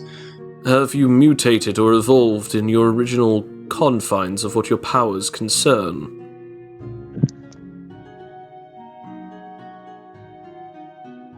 God, why you gotta phrase it like that? Okay, well, there's one way of finding out. He then raises his sleeve of his lab coat to reveal 1,576 points.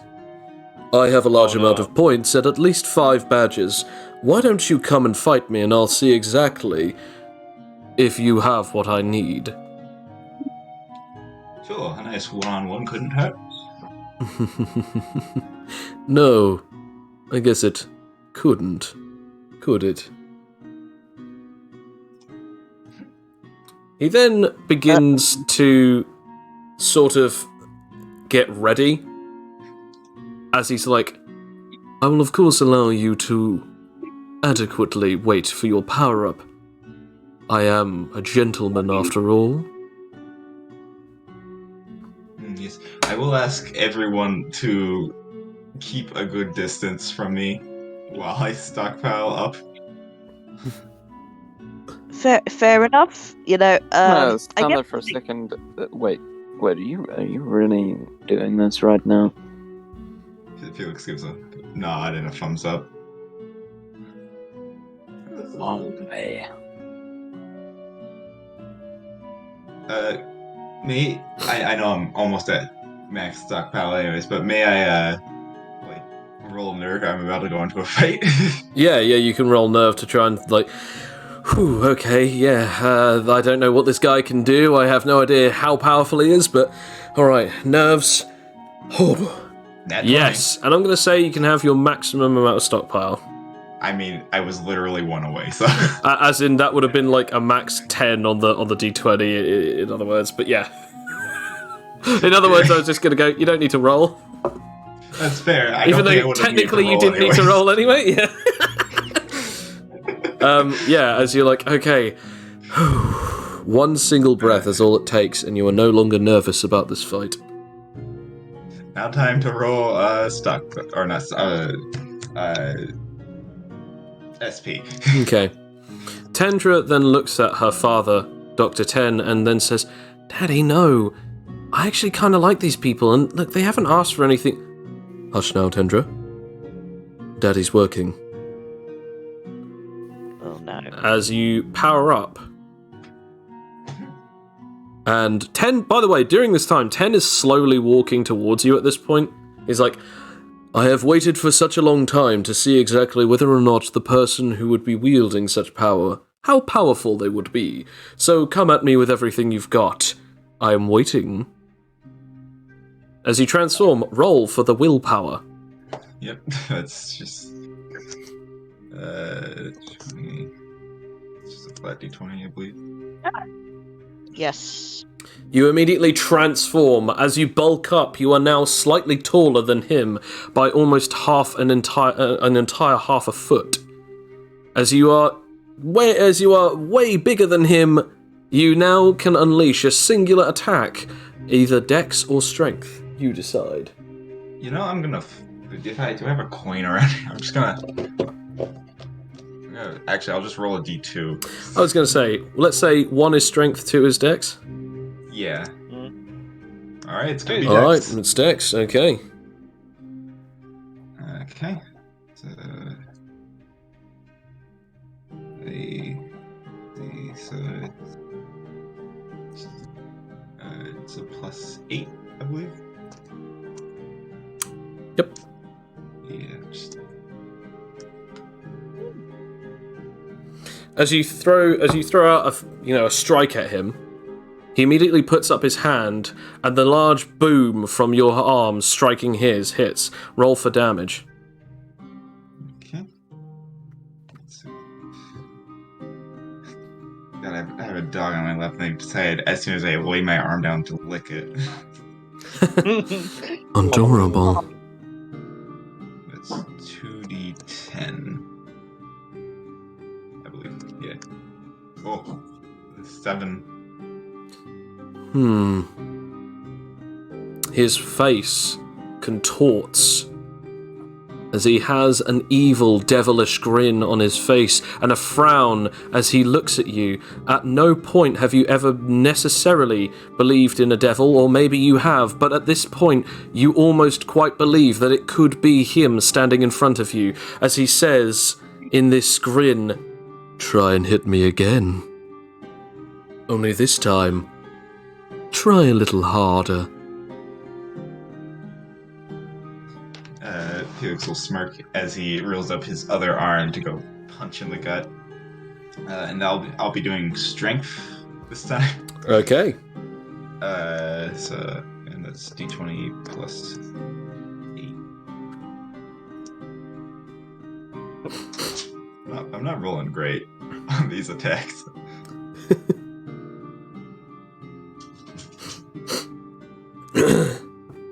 As he again puts his other arm against that, moving it in the way as you strike his arm. As now, both arms of both characters are now, well, touching after strikes. He looks up at you. Come on now, a sucker punch. Surely with your abilities, you should already be winning this fight. Ah, that's actually quite disappointing. Now I guess it's my turn, as he has enough to a counterattack. Okay. As he deals... just having a look at it. Blimey, okay.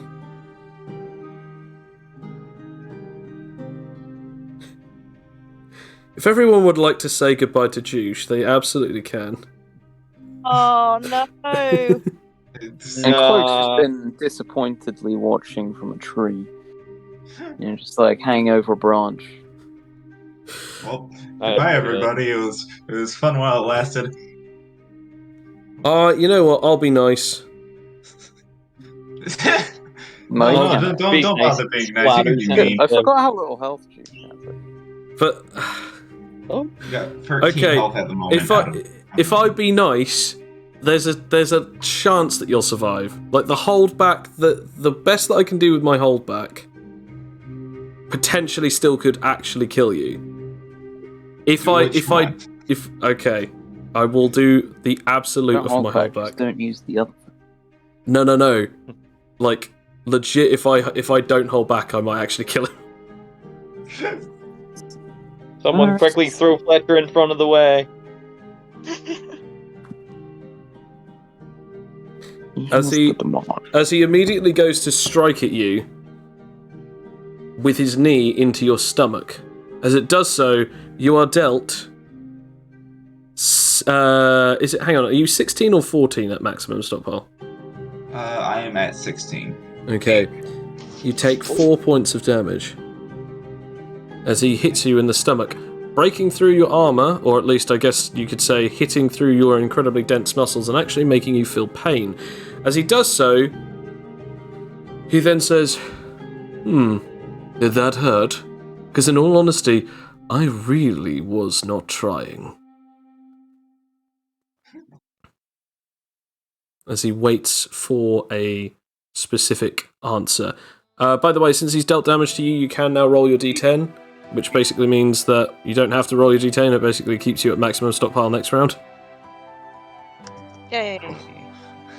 Oh, it doesn't matter anyway, because you got a +9. As he then just basically looks at you and goes, come on now, are you ready for the next one? Just warming up. Oh, good, because when I do this, it's not going to be pretty. As he then winds up for another strike, as he then goes to throw a punch. How would you like to react? Block, evasion, acrobatics, or finesse? We'll go with finesse. Okay. That's d20 plus... That adds super dex as well, right? Yeah. Yeah, so... It's a plus... Oh! Is that finesse, did you say? Yeah, that's finesse. Nice. You are able to dodge, but not counterattack, as it is now your turn. As he goes to throw a punch, you dodge back and sort of like almost matrix dodge around his strike. Impressive. You indeed do have super dexterity and super strength. And since you were able to take a fair enough meager strike from me, I can already tell that you have super durability. You in fact do have the powers that I'm looking for. Or should I say, my daughter is looking for. Now, I want to see how great this can be. So come on, don't make this a boring fight. Hit me with everything you've got! As it is now Felix's turn. Okay. First action.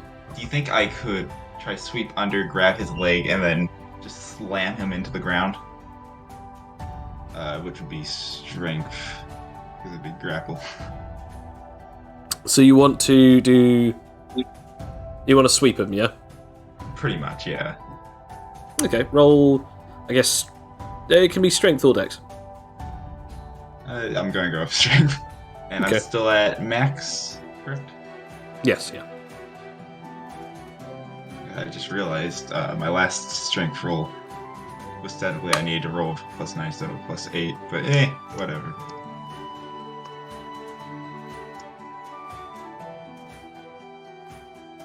Okay. Nice.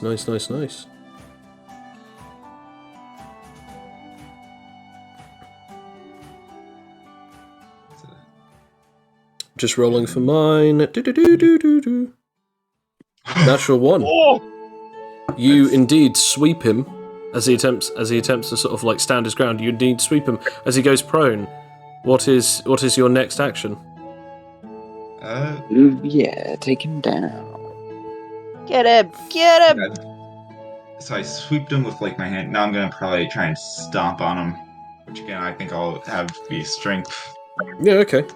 Now, because that he already reacted to a thing that was not an attack, he can no longer react to this attack. So, all you're doing is just rolling, and as long as you don't get a natural 1, or as long as you don't get a natural 20, it's just normal damage. If you get a natural 1, I guess it doesn't really do anything, and if you get a natural 20, it does double. So, go ahead. A nice modest 18. Nice, okay. I like it. Roll damage. Okay. The damage is. I don't know, is anyone else hearing, like, for some reason, is just anyone else hearing the scene from, like, My Hero Academia? I won't let! It's just immediately punching him in the head, bringing him down to the ground. 21 total damage. Nice. As you strike him in the face, a move that would crush anything. You then hear underneath his fist, everyone underneath Felix's fist, you hear, "Is it my turn yet?" As you remove your fist, or do you remove your fist, or do you just leave it? Yeah, I remove my fist. He just goes, "Is it my turn yet? Because that was barely even enough to give me a nosebleed." As he then attempts to grab your arm. You can again roll. Well, you can. It's up to you what you want to roll. I'll roll acrobatics. Okay.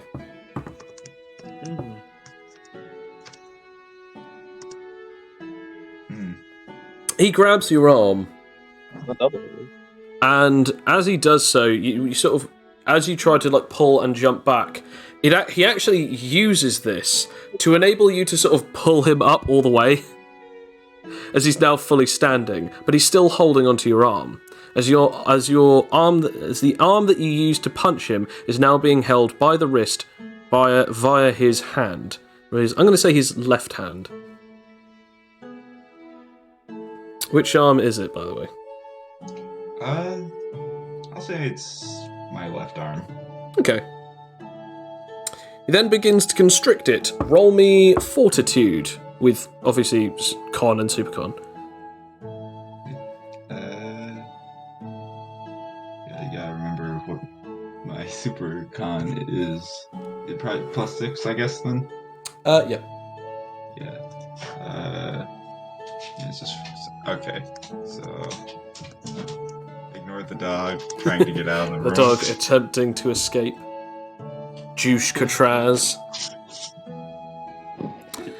As he's holding your arm, and you suddenly feel a great deal of intense pain, as he's just looking at you like, "Thank you for getting me up, friend. Honestly, it's so hard to find chivalrous people nowadays." As you can't really barely hear him, as you are in such an intense pain, roll me nerve. Okay.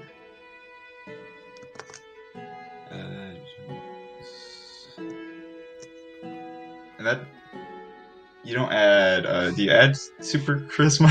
Or is super charisma even a thing? I don't think it is. No, you don't have super charisma. Yeah. That'd be interesting if I did, but yeah. Hey, baby. You're not screaming out in pain. You're keeping your cool, sort of, but you're like, that's smarts. That really smarts. Up until he goes, it's oddly difficult to find people like you, not only with your powers and your grace and your sheer politeness, but also you gain power through the distortion of emotion, not actually the emotion itself. If anything, your power comes from stabilizing emotion. Now that sounds like a perfect power to me. As then all of you hear a snap. A crunch and a snap as blood starts trickling down his fingers. As Felix, you now have a broken wrist, as Vice gripped and snapped it within his own palm of his hand. This has dealt a severe breakage to your arm, which is leaving you in a great deal of pain. If you get hit on this arm, you will take +7 points of damage. Broken left hand. Okay. Wonderful. It is now your turn. Unless if anyone else wants to step in, but at this point, yeah, it is Felix's turn unless if someone attempts to try and do something. I don't even know why Felix is trying this, to be honest. I would like to. I'm if Fletcher can roll through a weapon. I don't know what I can do, I suppose. I mean, I don't know really the rules of this fight or whatever that Felix has agreed to, but I'm going to try and ask Adrian to get the canister of so that Adrian has so I can drink it. So no, I can drink. No, that he can drink it. That Felix can drink it. To be honest, I'm just imagining Adrian just kind of wandered off at this point. Since you haven't explicitly stated it, you haven't. I mean, I didn't have time to, but okay. Well, just Adrian just kind of staring off into the distance. I will say, since I did roll nerve and got a 17, would I still be at max stockpile? Yeah, you're still at max stockpile. You're like, oh, that's smart. So I'm not getting upset with you. I'm not even disappointed. I am just content with the fact that we are combating together as people. Could you stop now, please? Is he still holding on to the? He is still holding on to your soon-to-be flaccid wrist. Okay, well, I need to obviously stop that. How to do it? Could I try and lift up my leg and like kick him in the stomach to try and kick him away? Absolutely. And I will say that is strength. Okay.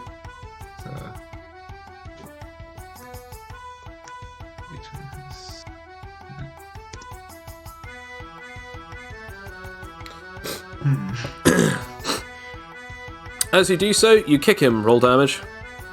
Okay. Kick him in the Cocoa Puff. Kick him in the Cocoa Puffs, did you just say? 20. You heard me. I did indeed. As you kick him in the stomach, he does not move a single inch, as he then goes, "Ooh, now that's not very nice. Then again, I guess I did just break your arm. Sorry, let me return the favour," as he then attempts to kick you himself. And deals... I'm so sorry. I'm going to increase it by 1 extra dice that you did last time. It's alright. It's all good. Death is just part of life. Fuck your girl, don't say it like that. I mean... Fuck. As he kicks you into the side with his foot, as it strikes you into the left side, you feel a great deal of your impact, obviously, being absorbed thanks to your thick skin of 16. However, you take 12 points of damage. As you do so, you immediately detransform and fall unconscious as you are at -1. Mhm. Definitely. Now, Does that one count? That kick that you did against him.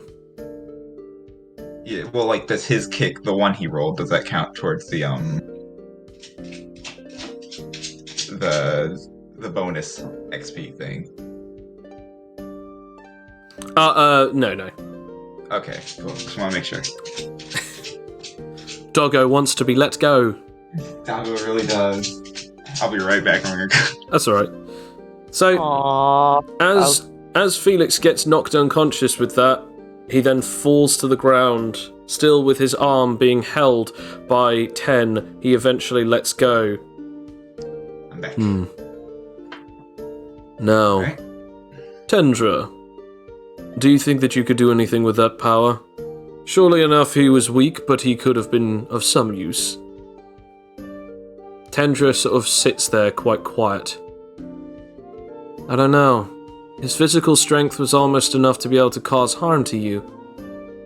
His durability was quite decent. Despite being seemingly a weakened human, I could already tell that he was actually quite frail without his powers. Meaning that his powers actually gave him quite a decent resistance. Hell, I mean, he was able to withstand being struck quite a few times by you. You know what? Sure. She gets up from sitting down across a tree and she walks on over to Fletcher's body. Felix's body. Sorry. Felix's Fletcher's body. over there eating popcorn. Roll me a d4, Felix. Okay. 2. You have lost 50% of your points. How many points did you have in total? I had 356. Okay, so now, instead of 356, you have 178, and this guy now has, instead of 1,576, has He has no. he has more. Yeah, I mean, we don't really need to know, do we? Now, Doesn't does matter. he end up taking any of the pins on me? No, he does not. So- It's just that that's the point transference is just automatic. Right. Does it take Afterwards, the metal arm? I need to know. no, he doesn't take any of your equipment at all. He just takes you down. As Tendra starts walking over to Felix's body. Honestly, it's kind of a shame. Well, thank you, nonetheless, Mr. Fatigue. You've done well. As she kneels down and attempts to put her hand across his face. Wait, what? You know, are you... So, I'm just sort of... I'm going to try and stop saying, like, what are you doing? Something of which that I came here for. What? He's defeated. You don't have to kill him. Technically, what I'm doing is not killing him. What are you doing? Let's just say that it's probably best that it doesn't happen to the lot of you. As, suddenly a glowing starts to appear from her hand. This'll take some more concentration. Take all the time you need, my beautiful daughter. I will, of course, defend you. With every last dying breath I have. You know, No. I'm, No, go on. Can I roll survival? Yeah, you can indeed roll survival. I keep forgetting that you've been unconscious this entire time. Yeah, I mean, hey, I've joined you. Man's now awake. Roll a d6.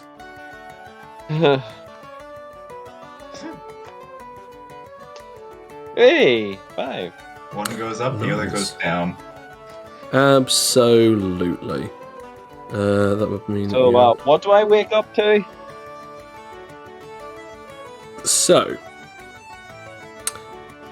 you wake up to 10, or should I say, you wake up to an archling, or 2, As you are all surrounding these two, Felix is on the ground, bloodied arm, de-transformed, a female archling looking around about, well, with the body of a 22-year-old, basically hovering her hand over Felix's face as her hand generates some kind of glow. As she is currently touching the entirety of his face, there is an archling in a lab coat, blood on some of his fingers on his left hand, and he's sort of almost standing around, open-armed, and almost like as if he's not even aware that anyone else exists around him. Whereas the rest of you lot, or the rest of your crew, are just sort of standing there in awe at what's happening rather than doing anything.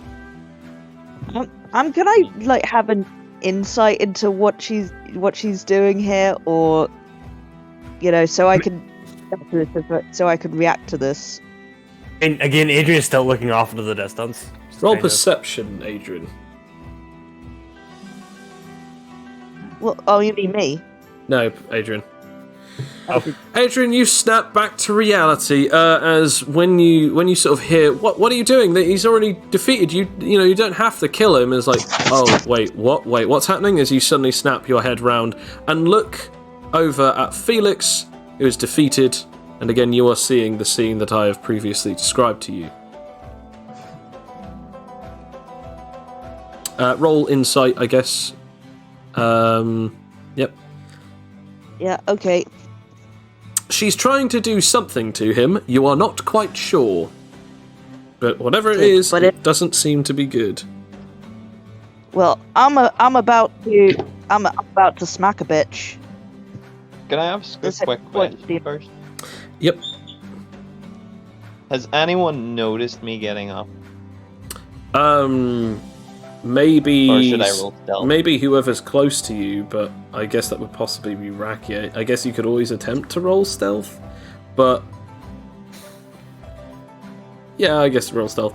Rakia, well, you're going to attempt to hit her. Yeah, well, just knock her hand out the way to stop her what she's doing. Okay, roll for it. Okay, here we go. Oh yeah, this is going to be my, well, I don't know if I really want to do damage, but I just want to smack her, basically. I don't necessarily want to, really put the boot in, but I'm just like, no! I mean, hey, if Felix loses his powers, that's fair, Well, I'm going to attempt to give you. Not fair. As you do so, as you leap towards her and attempt to slap her, you immediately feel the warm but yet also very incredibly firm pole-like arm that extends out and blocks your attack by 10. I'm sorry, did I not just say that I would do anything in my power to protect her until my dying breath? If you wish to fight, I am here. As, I guess, you said that you weren't attempting to do damage, you were just trying to swat her, so basically you just swat his hand. Yeah, I just swat his hand. This wasn't part of the agreement. Just I'm supposed afraid to fight. the terms of the agreement have altered. Pray I do not alter them any further. Alright, this fucker is activating my racial ability. That's okay. I'm a Because if you seem like as if you're trying to attack him, it is then technically officially his turn. Oh, great. I mean, you can. I will allow you to do so purely because that we aren't in combat just yet. But are you stating that you will attempt combat with this guy? Yeah, to get him out of the way, because I want to, Okay. this ain't good. Roll the d4. Okay. So, did my roll succeed in stealth? For God's sake, No one's attempted to beat it yet. So until then, I'll say that it is Schrodinger's success. It is both successful and not successful until proven otherwise. Okay, then. If I have perceived no one has seen me, I'm going to try and stab the big tall man that is an archling into the heart with my pointy bit of my staff. Okay. You'll be able to do so in a bit, not right now. Okay. Do I need to be making any survival checks? Not just yet. It has to be a whole minute/rotation before you're able to roll survival to wake up. Okay. As he sort of looks at you, I'll attempt to roll the can't even speak now. I'll attempt to roll the ability to see if he notices you, Fletcher. Let's see. You got an 11, didn't you? Yep. He notices you. 10. That's just him. No, that's just him perceiving stuff around because it's still technically his turn. He just says, "Nevertheless, if you wish for this to happen, I can always attempt to just do something a little different than I normally would. But just for you, I'll pull out all the stops. If that's what you want. Miss Rakia, was it? I need to leave my friend alone. Your friend? They are your teammate. Did you know them beforehand? Have you built an interesting enough relationship? Is it a give and take, or is it just take? These are the questions that you should be asking yourself. After all, this is a tournament. You're supposed to be winning for your own selfish desires. There can only be one true champion after all. That is the end of his turn. Rakia or Fletcher. And I'm going to say both of you have to roll me a move speed to see who gets to attack or do something. Basically, who gets to have their turn first. I will say this. Obviously, both of you are still watching this. Cloak and Adrian, it is up to you if you wish to also jump in at any point as well. I'm backing off a bit. Fair enough. Nope, there goes gravity. Oh, here goes spillability. Okay, so that's a 14. Fletcher, what did you get for your move spud? I haven't rolled yet. I'm in a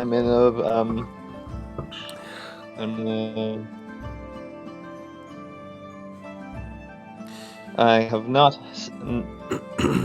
perceived anything of the such, so therefore I will just roll. Okay.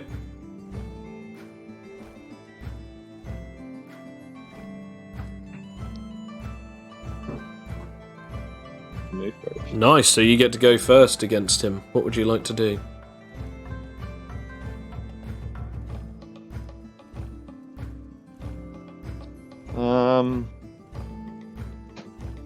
Doesn't really matter what I do at this point. I mean, it definitely does. It just won't be a disadvantage for him or an advantage for you. What will you do? If I said today was going to be your last, would you live it any differently? Probably not. I Fair fought enough. for my friends. I mean, first off, I don't know if I believe you, but second off, I mean, if this dude said it, I think you could believe him. Full Okay. intangibility. Are you? Is this full intangibility, or are you going? Are you trying to do face Full cutter? intangible. Oh, okay. Nope, full intangible. Okay, so you're now fully intangible. Roll endurance. Alright. The first time going full intangible, let's hope I can at least be used. Okay. So you have a certain amount of time before you will start taking damage because the air cannot get to your lungs. You cannot see, you cannot hear, and you cannot feel. You also know that you will begin to start passing through the floor very soon, since you don't have... Wait, do you have phase swimmer? No. Okay. You will be passing through the floor pretty damn quickly. You still have one action since it is your turn. What do you wish to do?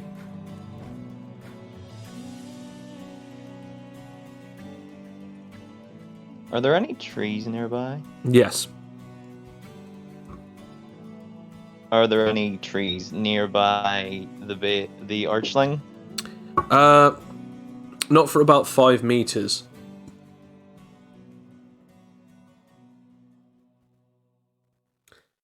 Okay. Barren from trees for about 5 meters radius, basically.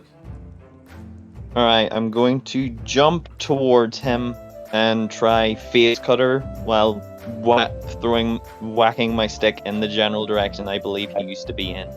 Okay, I'll state that since you are already intangible, I'll state that you don't have to roll for Phase Cutter. Mm-hmm. Just attempt So just to roll weapon against. proficiency? Yeah.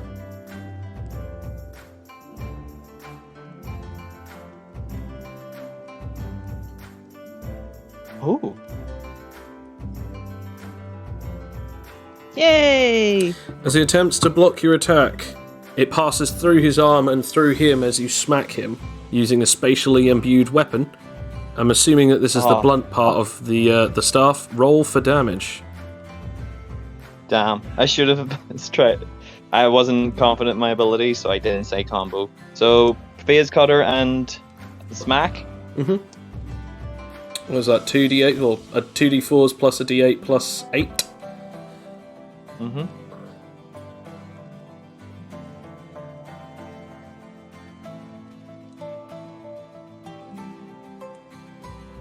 Nice, let me just have a look.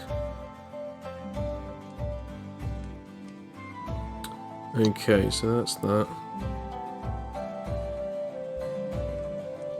As it passes through him, you feel a sort of unique feeling. Mm-hmm. That's like almost like as if temporarily you almost feel like as if you're connected to his soul. It's just a very weird sensation. As you do so, as you feel that, it only lasts for about not even an entire second, not even half a second. But at that moment, you feel like it connected, but there's something about it. As you pass it through, he doesn't seem like anyone else. It's not like you hurt them inwardsly. It's almost like as if when you hit him, it passed through his arm and his shoulder and through his torso, and all it did was so minimal that you actually feel like as if you almost feel his sense of self-accomplishment. And then it suddenly diminishes away, which kind of almost leaves you with a cold sweat, as it seems to do very little damage to him. Ah, so you're a spatial user. Interesting. Very interesting. Are you getting this, Tendra darling? They have intangibility. Yes, very interesting. Although I thought that I was supposed to be here for him. Oh, of course, I just think that it's quite fascinating. Sorry, now what were we talking about, darling, as he turns around over to Rakia? I've only got one shot at this. You've only got one shot, do not miss your chance to go. Yeah, I mean, well, with my razor Depending whip, on how which hard is- he hits, this might be this might only come around in one lifetime. Okay, well, if I die from this, then I might as well go out with a bang. So I'm gonna use my razor whip with the poison tips from those bullets. Okay, yeah, all right. And I've got advantage on because of this. I've only got one turn of Nice. advantage. So let's try that advantage roll, baby. Baby. I don't think this is what I've been waiting for. This is not what it's all about. Okay. I mean, you could step in at any moment. Okay, so yours is the 18. Let's see how well he blocks. 26. You strike him, roll for damage. Okay, I don't know how many of these poison bullets are actually there. It's just How many poison bullets were inside of them? Was it 4 or 5? Yeah, okay, 5. Okay. No, it's 6. Oh, yeah, Zach, it was half and half. Shit.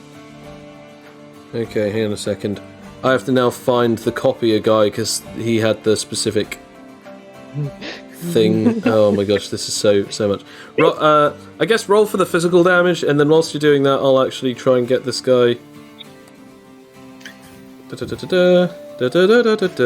Slash his arm off. Okay. Okay, Okay, so wait, don't finish. I actually have it here. Okay, so you ready? Hold on a minute. I'm just needed to put my dams together here. 2d6. Don't roll just yet, because I also have something else for you, which will be quite interesting. Okay. Interesting in what way? Well, I mean, you'll see soon enough. So let me know when you finish writing yours. I've written down mine. Yeah. Okay, so plus a D12 plus D10. Plus, yeah, D12 plus D10. Plus. No. Plus All right. 2d10. Plus 2. Bloody hell. Plus. Oh, Have a holly jolly merry Christmas. You know what? I'm a glad D10 plus a D8. Raki is using it now. It gets better. Against us. Plus a D10 plus a D8 for that one. Then plus something else once you finish that. Okay. 10 plus D8. Yeah, what else? Plus a D12. oh. So, fun fact, I still haven't finished, by the way, so let me know when you finish with that. Fun fact, the 6 D12s that I'm doing is to see how powerful each separate poisons were. And they are ranked from a D6 all the way up to 4 D6s. In other words, a D6 all the way up to 2 D12s. So, have you written the D12 that I asked you to write down a second ago? I've done that. I've done the Plus D12. a D10. I'm crying right now. I'm just okay. I didn't expect this. Plus. Fletcher may have just saved it by going to take a gun. There's one last dice once you finish this. Okay, I got the D10. Plus D6. Fucking hell. Yeah, they've got. Oh, that's actually quite lowballed, but that'll do. That'll do. Low, isn't it? Beautiful. As you strike this guy with the whip, like he sort of like puts up his hand, it smashes against it and breaks apart. Now, as it does so, he did successfully block, so this will at least half the damage, I believe. Yeah. So that will then go to a 40. But then, afterwards, the poison seeps into him, which is then... okay, hang on a second. So, if I'm remembering correctly, so 80 divided by 2, take away that, divided by that. Okay. As it hits him, it explodes. The little rose tip at the end of the whip explodes, detonating all over him and lacerating through his body, covering him in the poisons, as he then just goes... Oh! What on... Oh, my goodness. Now that... He then looks up at the sky. That is power. That is something else. I could have almost died. Quite literally, this actually could have actually killed me. Oh, you gotta love willpower as he strikes you in the stomach. And deals... Can I at least out the way? No, because at this, he got a counter-attack because he got 10 above your attack. Right. Cool. Hilarious. So, I will be very nasty this time. Oh no. Am I dead? Am I going? No. I won't be. I'll still hold back. As he strikes as he strikes you in the stomach, roll me Constitution with disadvantage. Fortitude if you have it. Okay, I got now. It's just straight D20. Doesn't matter at all. Oh well. Okay. I can hear writing. I'm scared. Yeah, I'm just writing down the calculations of how much damage was actually truly dealt. As Rakia gets struck in the stomach by this attack, Rakia's eyes roll into the back of her head as she just falls to the ground unconscious.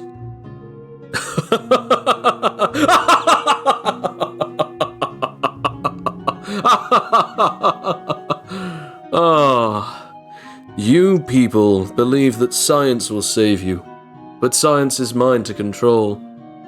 Strength and power, durability, that is everything that I hold dear. There is nothing that you can do. I have culminated power for the last 200 years. What in hell can you even possibly hope to achieve with what you have? Now, I think it's time that you just leave us be. Before I, as he places his foot on Rakia's head, kill all of you. Tendra now begins to attempt to do what she wants to do. If anyone wishes to attempt to stop her, they can attempt to do so. Not unless we want a TPK. She's going, it'll take longer, father. A resilient one, I see. Never mind. Now, Juice, roll survival. Anyone else can attempt to do whatever they'd like to do after Juice's survival roll. Just a flat D20. Gulp, my guy. Okay, you awaken. Roll me a D6. D6, okay. Nice. Okay, you are at positive 3 health, which basically, which is definitely good. There we go, positive 3. And you awaken. Oh, you're awake. You feel an intense pain in your left arm and in your left hand, as obviously it is still crushed and damaged. Adrian, what are you currently doing? I mean, you're seeing this. Rakia has just been defeated after using the rose, and Felix has now finally awoken, but the rose didn't work. What will you do?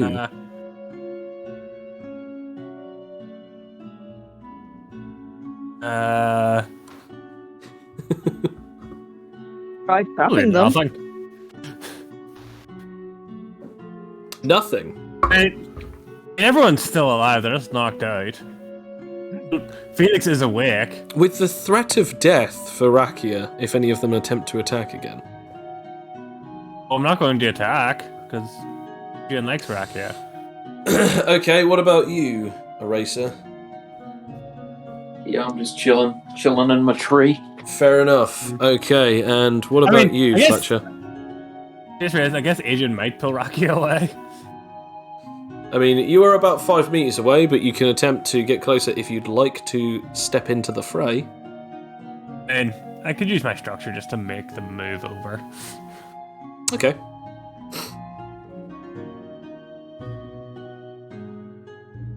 Drag, like the ending of the Matrix. Just loads of arms flying over. So you touch the ground, and it does break apart underneath Rakia and sort of start moving her, kind of like, as you said, like sort of almost like a conveyor belt of reality. At that sort of point, that 10 sort of like lets go and sort of like backs off a bit to allow this to happen. And then he immediately leaps forward and right behind you as he grabs the back of your skull. I don't believe that I was entirely clear, so I'm going to give you one last chance to understand this. No one does anything unless I permit it. Is that entirely clear, insect? As he grasps the back of your head tighter.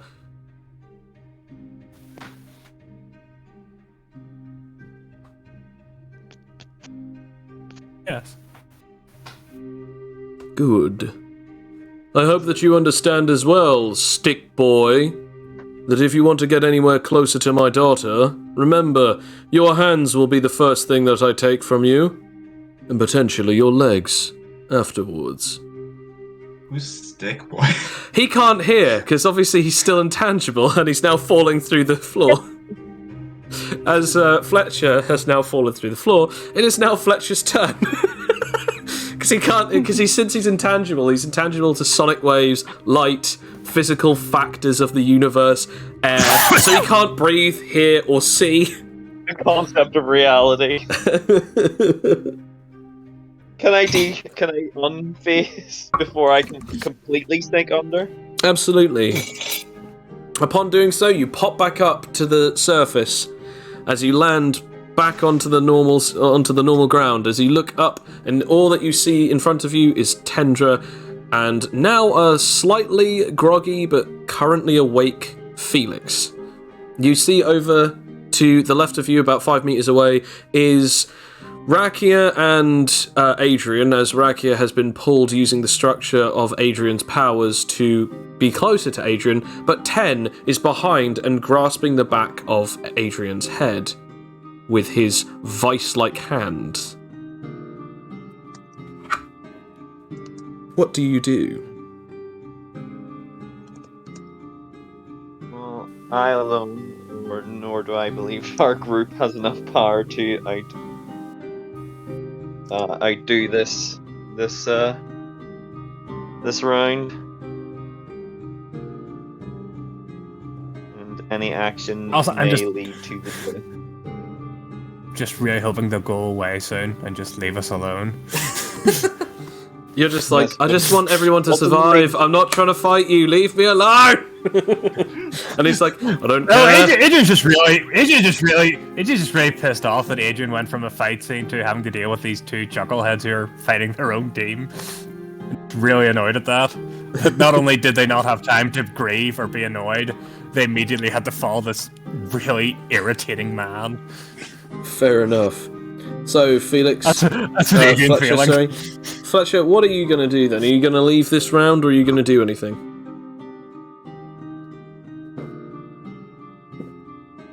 There are simultaneously too many options and not enough. Fair enough.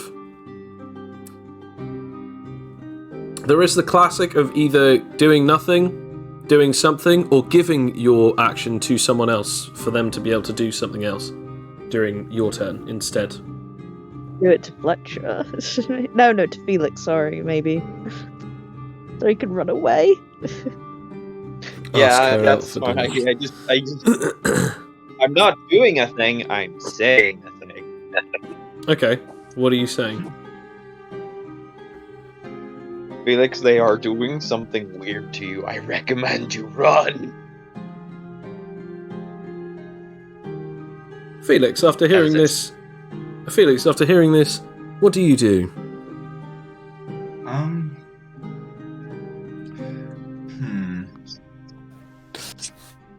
She is still point blank at you. She is like crouched beside your currently prone, if not sat down, form. Yeah. I kind of. He's a doctor, right? The guy behind her, yeah, her dad is a doctor. Right. Felix wanted to ask him about as you know, backstory stuff. Okay. It's like one more thing before I either pass out again or whatever happens. You're a doctor, yes? Yes, I am. Why do you ask at such a time? It's my wife. She has a illness of which I'm not quite certain and I entered this tournament in order to help pay the funds. Your wife has an illness, and you want her to be cured. That's why you chose this tournament, because it's the only way to get such a large amount of money. Okay. I'm following you so far. As he sort of starts gripping Adrian's head a little tighter. Go on. Well, if I willingly let you do what you're going to do, will you do everything in your power to help her get better? You want me to heal your wife? Your beloved wishes to be healed, or you wish your beloved to be healed.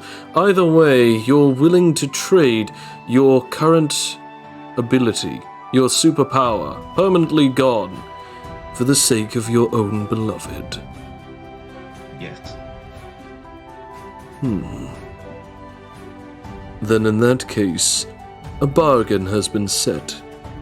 Tendra, my lass, make sure that you remember his name and his wife's name, as well as the hospital, because we are going to make a little trip after we win this tournament. Very well, as he sort of throws Adrian to the ground a bit, sort of pushing them away, and starts walking forward, just a little bit. Very well then. My daughter will attempt the extraction process, and we will make good on our deal. You have my absolute word. After all, I am a man of my word, and I keep my truths very delicately. I do not lie, or at least I do not do so if there is a deal to be struck. What is your wife's name, and what hospital does she currently reside in? Her name is... I pinned it earlier. You did actually, yes. Yeah. Lily. Lily Fatigue. And I do not know the hospital, but Felix would. Yeah, fair enough. I'll just say it's the hospital in Avarice City. It's the. It's not the hospital, but I guess we'll specifically call it something later, but I mean, it could... let's call it the Red Cross Hospital in Avarice City for now. Yeah. That's copyrighted. Well, in that case, we shall call it the Green Heart Hospital. Butternut Squash Hospital. Wow. The Green Heart Hospital in Avarice City. The John Imperium Hospital. They probably would have named a hospital after him, wouldn't they? Definitely, yeah. Okay, the John Imperium Hospital is what shall be the name of the hospital. So just try to write that down or remember that and then pin it. But yes, the John Imperium Hospital. Ah yes, I've heard of it, and I know roughly where it is, and your wife's name is Lily Fatigue. I shall indeed remember these things, as will my daughter. Now, Tendra, continue.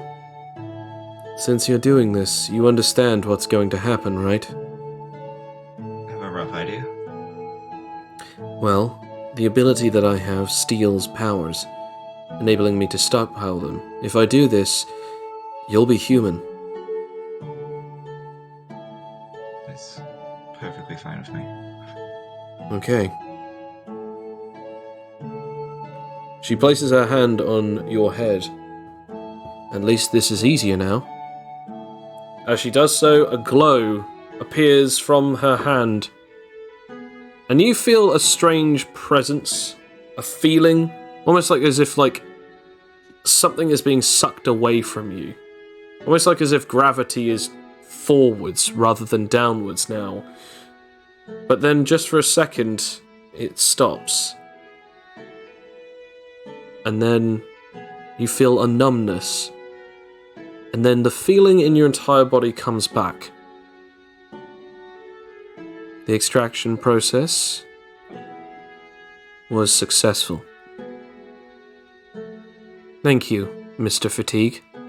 I will make sure that your wife, Lily, gets the treatment that she needs. She then stands up. Father, are we done now? Can we leave these people alone? After all, I don't really want to kill them after I just saved them. And you went on a rampage. I did no such thing, daughter. If anything, they challenged me. That's literally the opposite of what happened. Oh, well, yes, I guess it is. But, of course, I only did it because that I was interested in getting you the power. You nearly killed him and then nearly killed his friends. Well, they attacked me first. She raises her eyebrows. Anyway, let's be off. As the two of them leave, he then says, "Oh, perhaps I will at least be somewhat nice." As he then leans into his pockets and produces 3 flowers from his pocket. "To those of you who are most injured, eat these. They will come in handy for all of you." He then places them on the ground in front of Adrian, and then walks away along with his daughter. Once they've walked about 20 meters, they both jump with incredible, tremendous strength as a boom comes from the ground and cracks it as they leap off into the distance.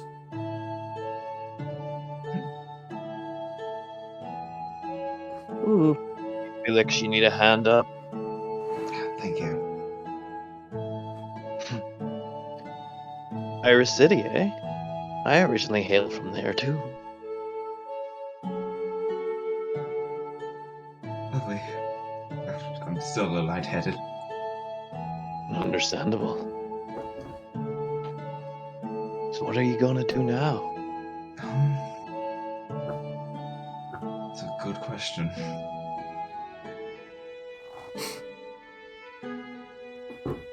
As for Eraser, you've seen all of this.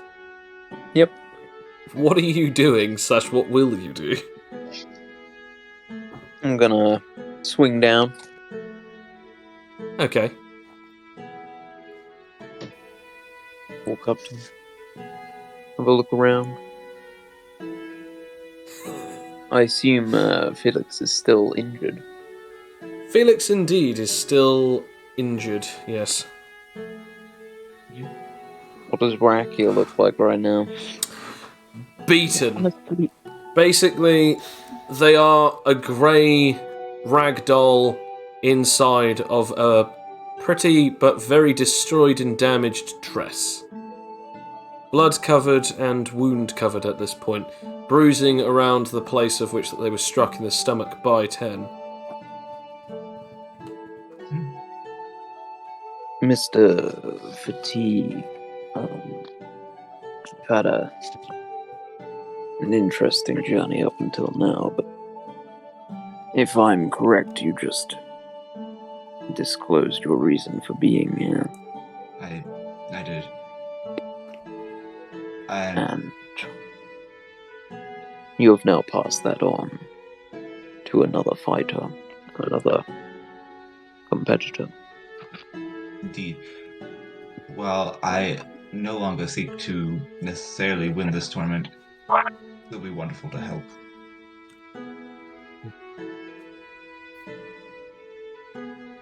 You'd be ashamed to see you go so soon. Yes. Felix will keep 1 pin, but will hand the other 5 to each other members of the party. Let's see, just making sure 1, 2. Yeah, I should have more than enough. 1 for each, yeah. And then you Yeah. still have technically another 1 left over. Yeah. Because I have 6 total. So you can either keep 2 or give 1 away. Give 1 away to everyone except from 1 person who you give 2 away to.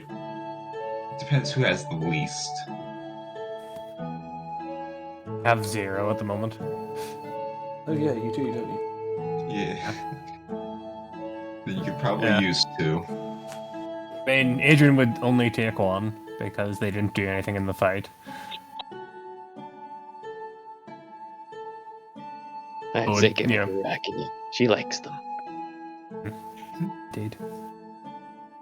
Also, like, no one else has yet explained this, I just want to point this out, but Raki was the first one to actually say, wait a minute, are we gonna let this happen? And used up not only the rose from their whip, but also was the first one to intervene. I was the first one to say, why are you doing this? I mean, Felix was unconscious, so Felix does not know this No, I know, information. but this is something that the rest of the 3 of them know. I mean, and if he's going to offer it to me, I suppose I would suggest giving it to Rakia for that reasoning, I guess. Okay. If Felix is going to say, oh, Adrian, you have 0, take these 2. Oh, I don't take 1, I'll give it to Rakia. There you go. Well, she was the one to intervene in the fight. Is Rakia awake yet, or? Nope. Rakia's still unconscious. Can I roll or no? Not just yet. So you give up. Maybe we should take one of those flowers and give it to her. That might perk her up. Do you do so? Yes. Okay. Pop into the mouth and close the Rakia, you don't have any injuries because you succeeded against all of your con rolls, didn't you? What miracle. Rakia, roll me a survival. Oh, nice. This is good. This is very good because now you get to roll me a D8. Oh, no, I'm going to say D10, sorry. okay, D10. Hey. So you wake up with positive 7. That's around 36 damage. Well, that's 29 damage. Wake up with positive 7, and then you are healed for 15 points of extra health. Which then, Ooh. okay, so that goes to 4. Sorry. 14. So you're back exactly where you started this day. 22. So at like 14 damage taken out. So yeah, 22 health in total. As like all of your wounds that have been like sort of happened, like they're all sort of healed up. It's just at this point fatigue damage. So non-visible damage. I'm just sort of like, when I get up, I'm just gonna chew my little flower and fully awake and get on my feet, and just after some shallow breathing, yell into the sky, Dad! And so the cycle continues. I mean, and then we laugh. Oh, closes out like a comedy. Just...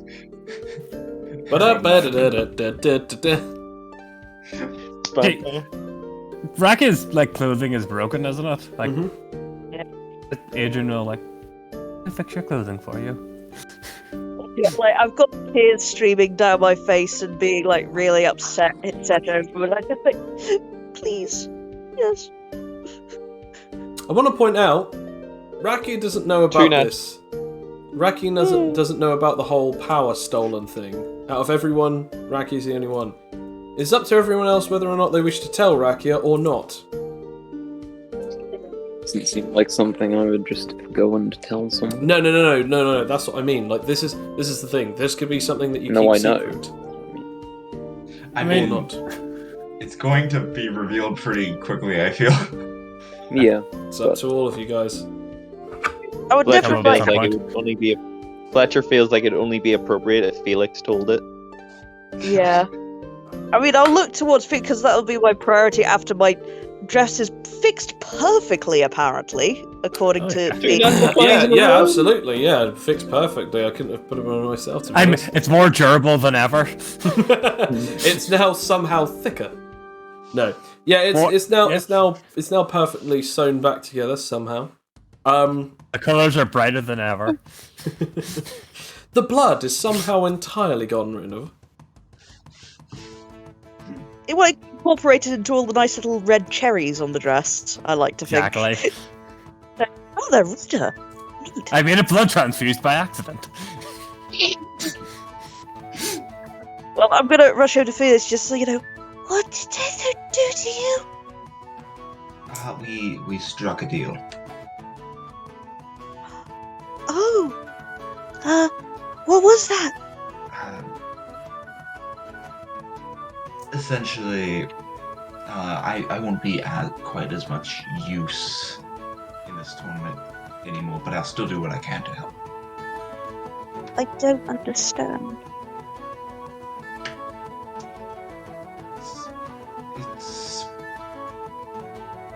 It's life. Things happen. I'm just sort of gonna like cry a little bit and just sort of, like a wounded dog, just sort of whine a little bit and be just like sort of furious that this has happened and that I gave everything and it wasn't enough. It's alright. Felix will pat Rakia on the back and hand Rakia 2 pins. Rakia feels instantly better. Yeah. Fair enough. God As for bribery. I want to point out, 2 hours have passed, as it is now 32 hours out of the 48 hours as it is now. Coming up to 6 o'clock in the afternoon. The sun is beginning to set, or at least it's beginning to become very lazily driven in the air.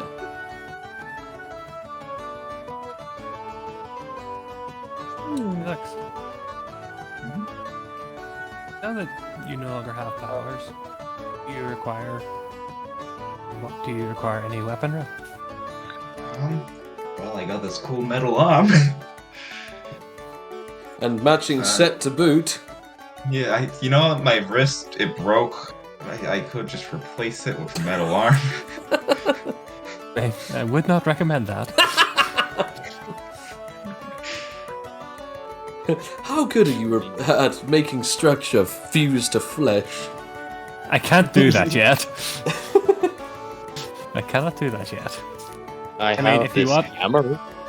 I can't give you. Hammer? I got a hammer off the guy who hit me in the face.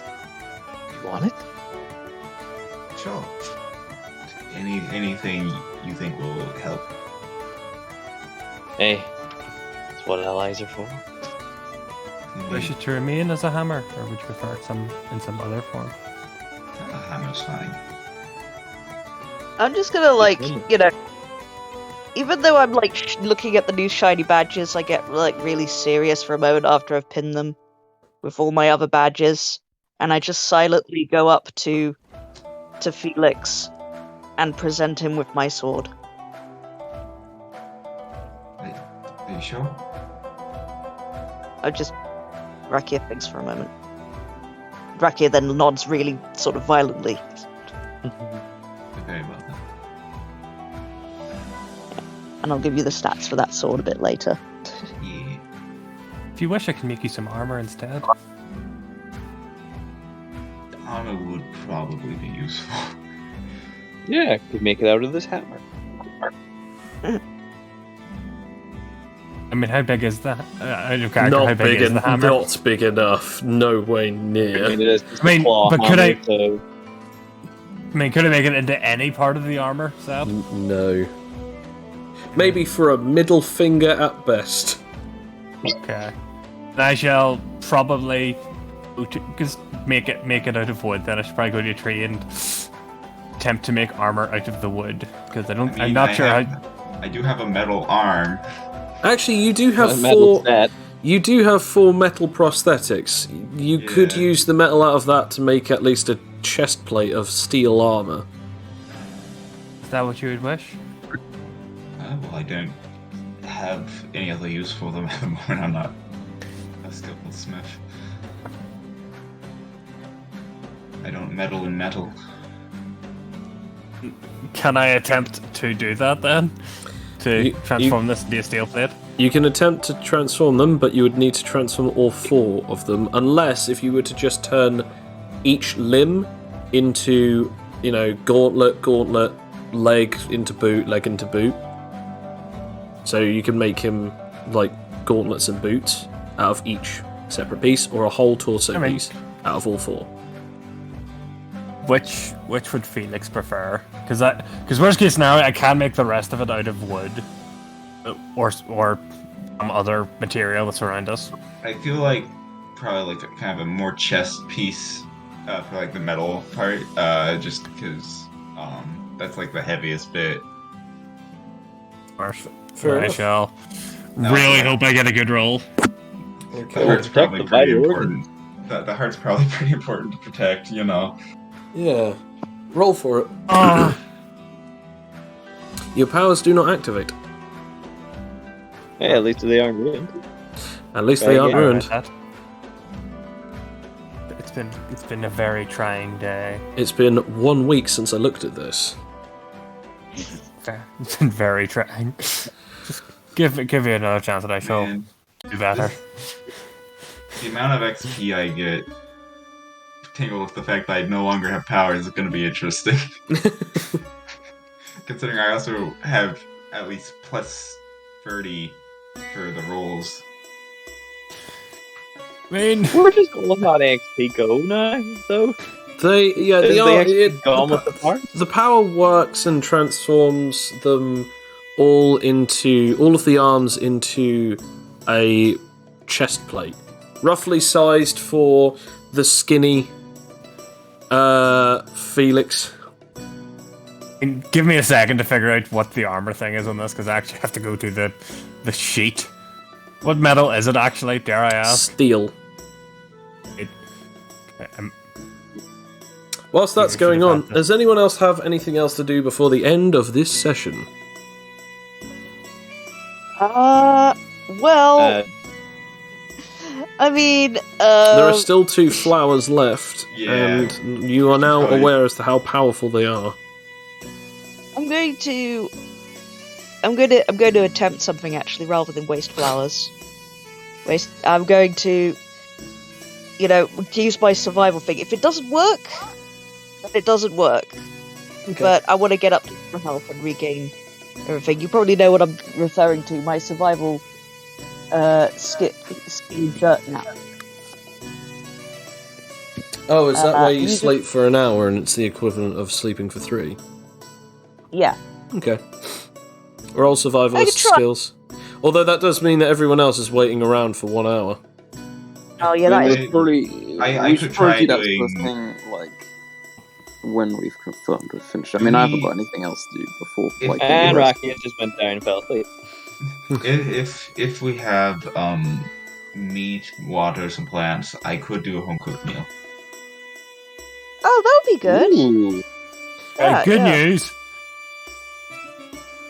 Yeah. It's +5. It's +5 physical resistance, but -1 movement speed.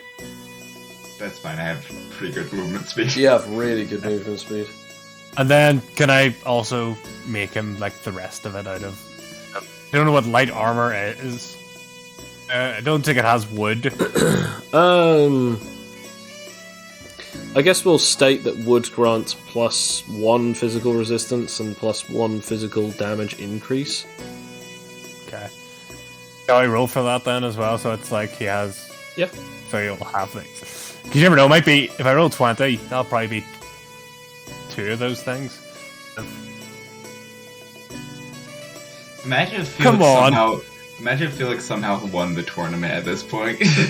That was funny. So 19. As you turn these things into these legs and arms for him to wear, trying to be careful as much as possible to make it that they are not specifically built like gloves, because otherwise that would be quite difficult for his hand maneuverability and also splinters.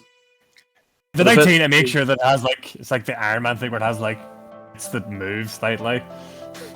So it's like pretty much the elbows are somewhat exposed, but they have like corner parts that allow them to move more.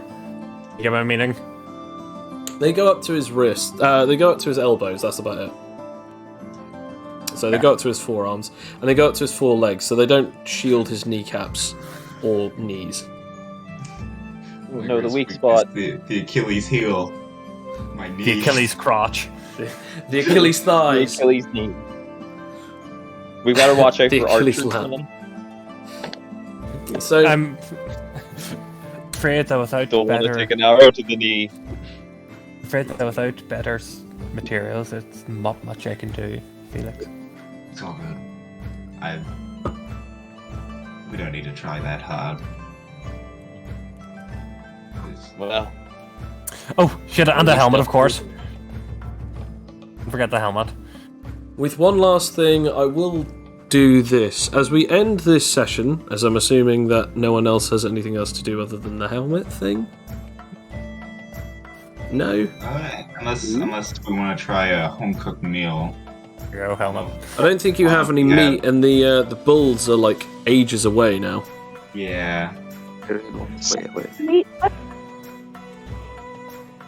Did So we save some meat? no one actually saved any meat or anything. Fine then. Yeah, you know what? I'm like, if I get really desperate, I'll do that next time. Well, in that case, guys, I guess we'll leave this session at this point. Thank you everyone for listening and paying attention, and for those who are listening on YouTube or on Twitter, you'll actually hear a bonus bit of content at the end, which I will be muting myself on Discord, and therefore the players will not be hearing. Thank you very much for everyone who has been watching and listening. Take care, and as always, thank you everyone. Bye. bye. Bye! Hello! Have a great New Year. Merry Christmas. Now, without the others being able to be heard, or without you guys to hear them, I shall tell you exactly what is going on. In with the others, we now come to Tendra and Ten. As they are launching themselves across the island, one thing is said amongst them. My daughter, did you really take his powers? No. Why did you lie to me? Father, if I was to tell you that I didn't, it would have been pretty awkward. But also, after hearing his story, I don't think he deserved to be without his powers. You have the ability to help him. Why don't we? He smiles. Very well, Tendra. I will help him, but not a word. He shall find out soon enough of the gift that you have given him. I guess you could say that it's like some kind of holiday. I felt like in a gift-giving mood, I guess. 'Tis the season, after all. And with that, we truly end this session. Thank you ever so much for listening, and we hope to see you next year. Have a Merry Christmas or a Happy Holidays. Thank you very much. Take care, and make sure to look out for any more Animite Tales info or videos, as we have the Power Podcasts and other things coming your way on the Animite Tales YouTube channel, and at Animite Tales on Twitter. Like and subscribe. Comment down below what you thought about this episode, or even what you currently think about the Crucible of Avarice. Thank you very much for listening. Take care, and goodbye.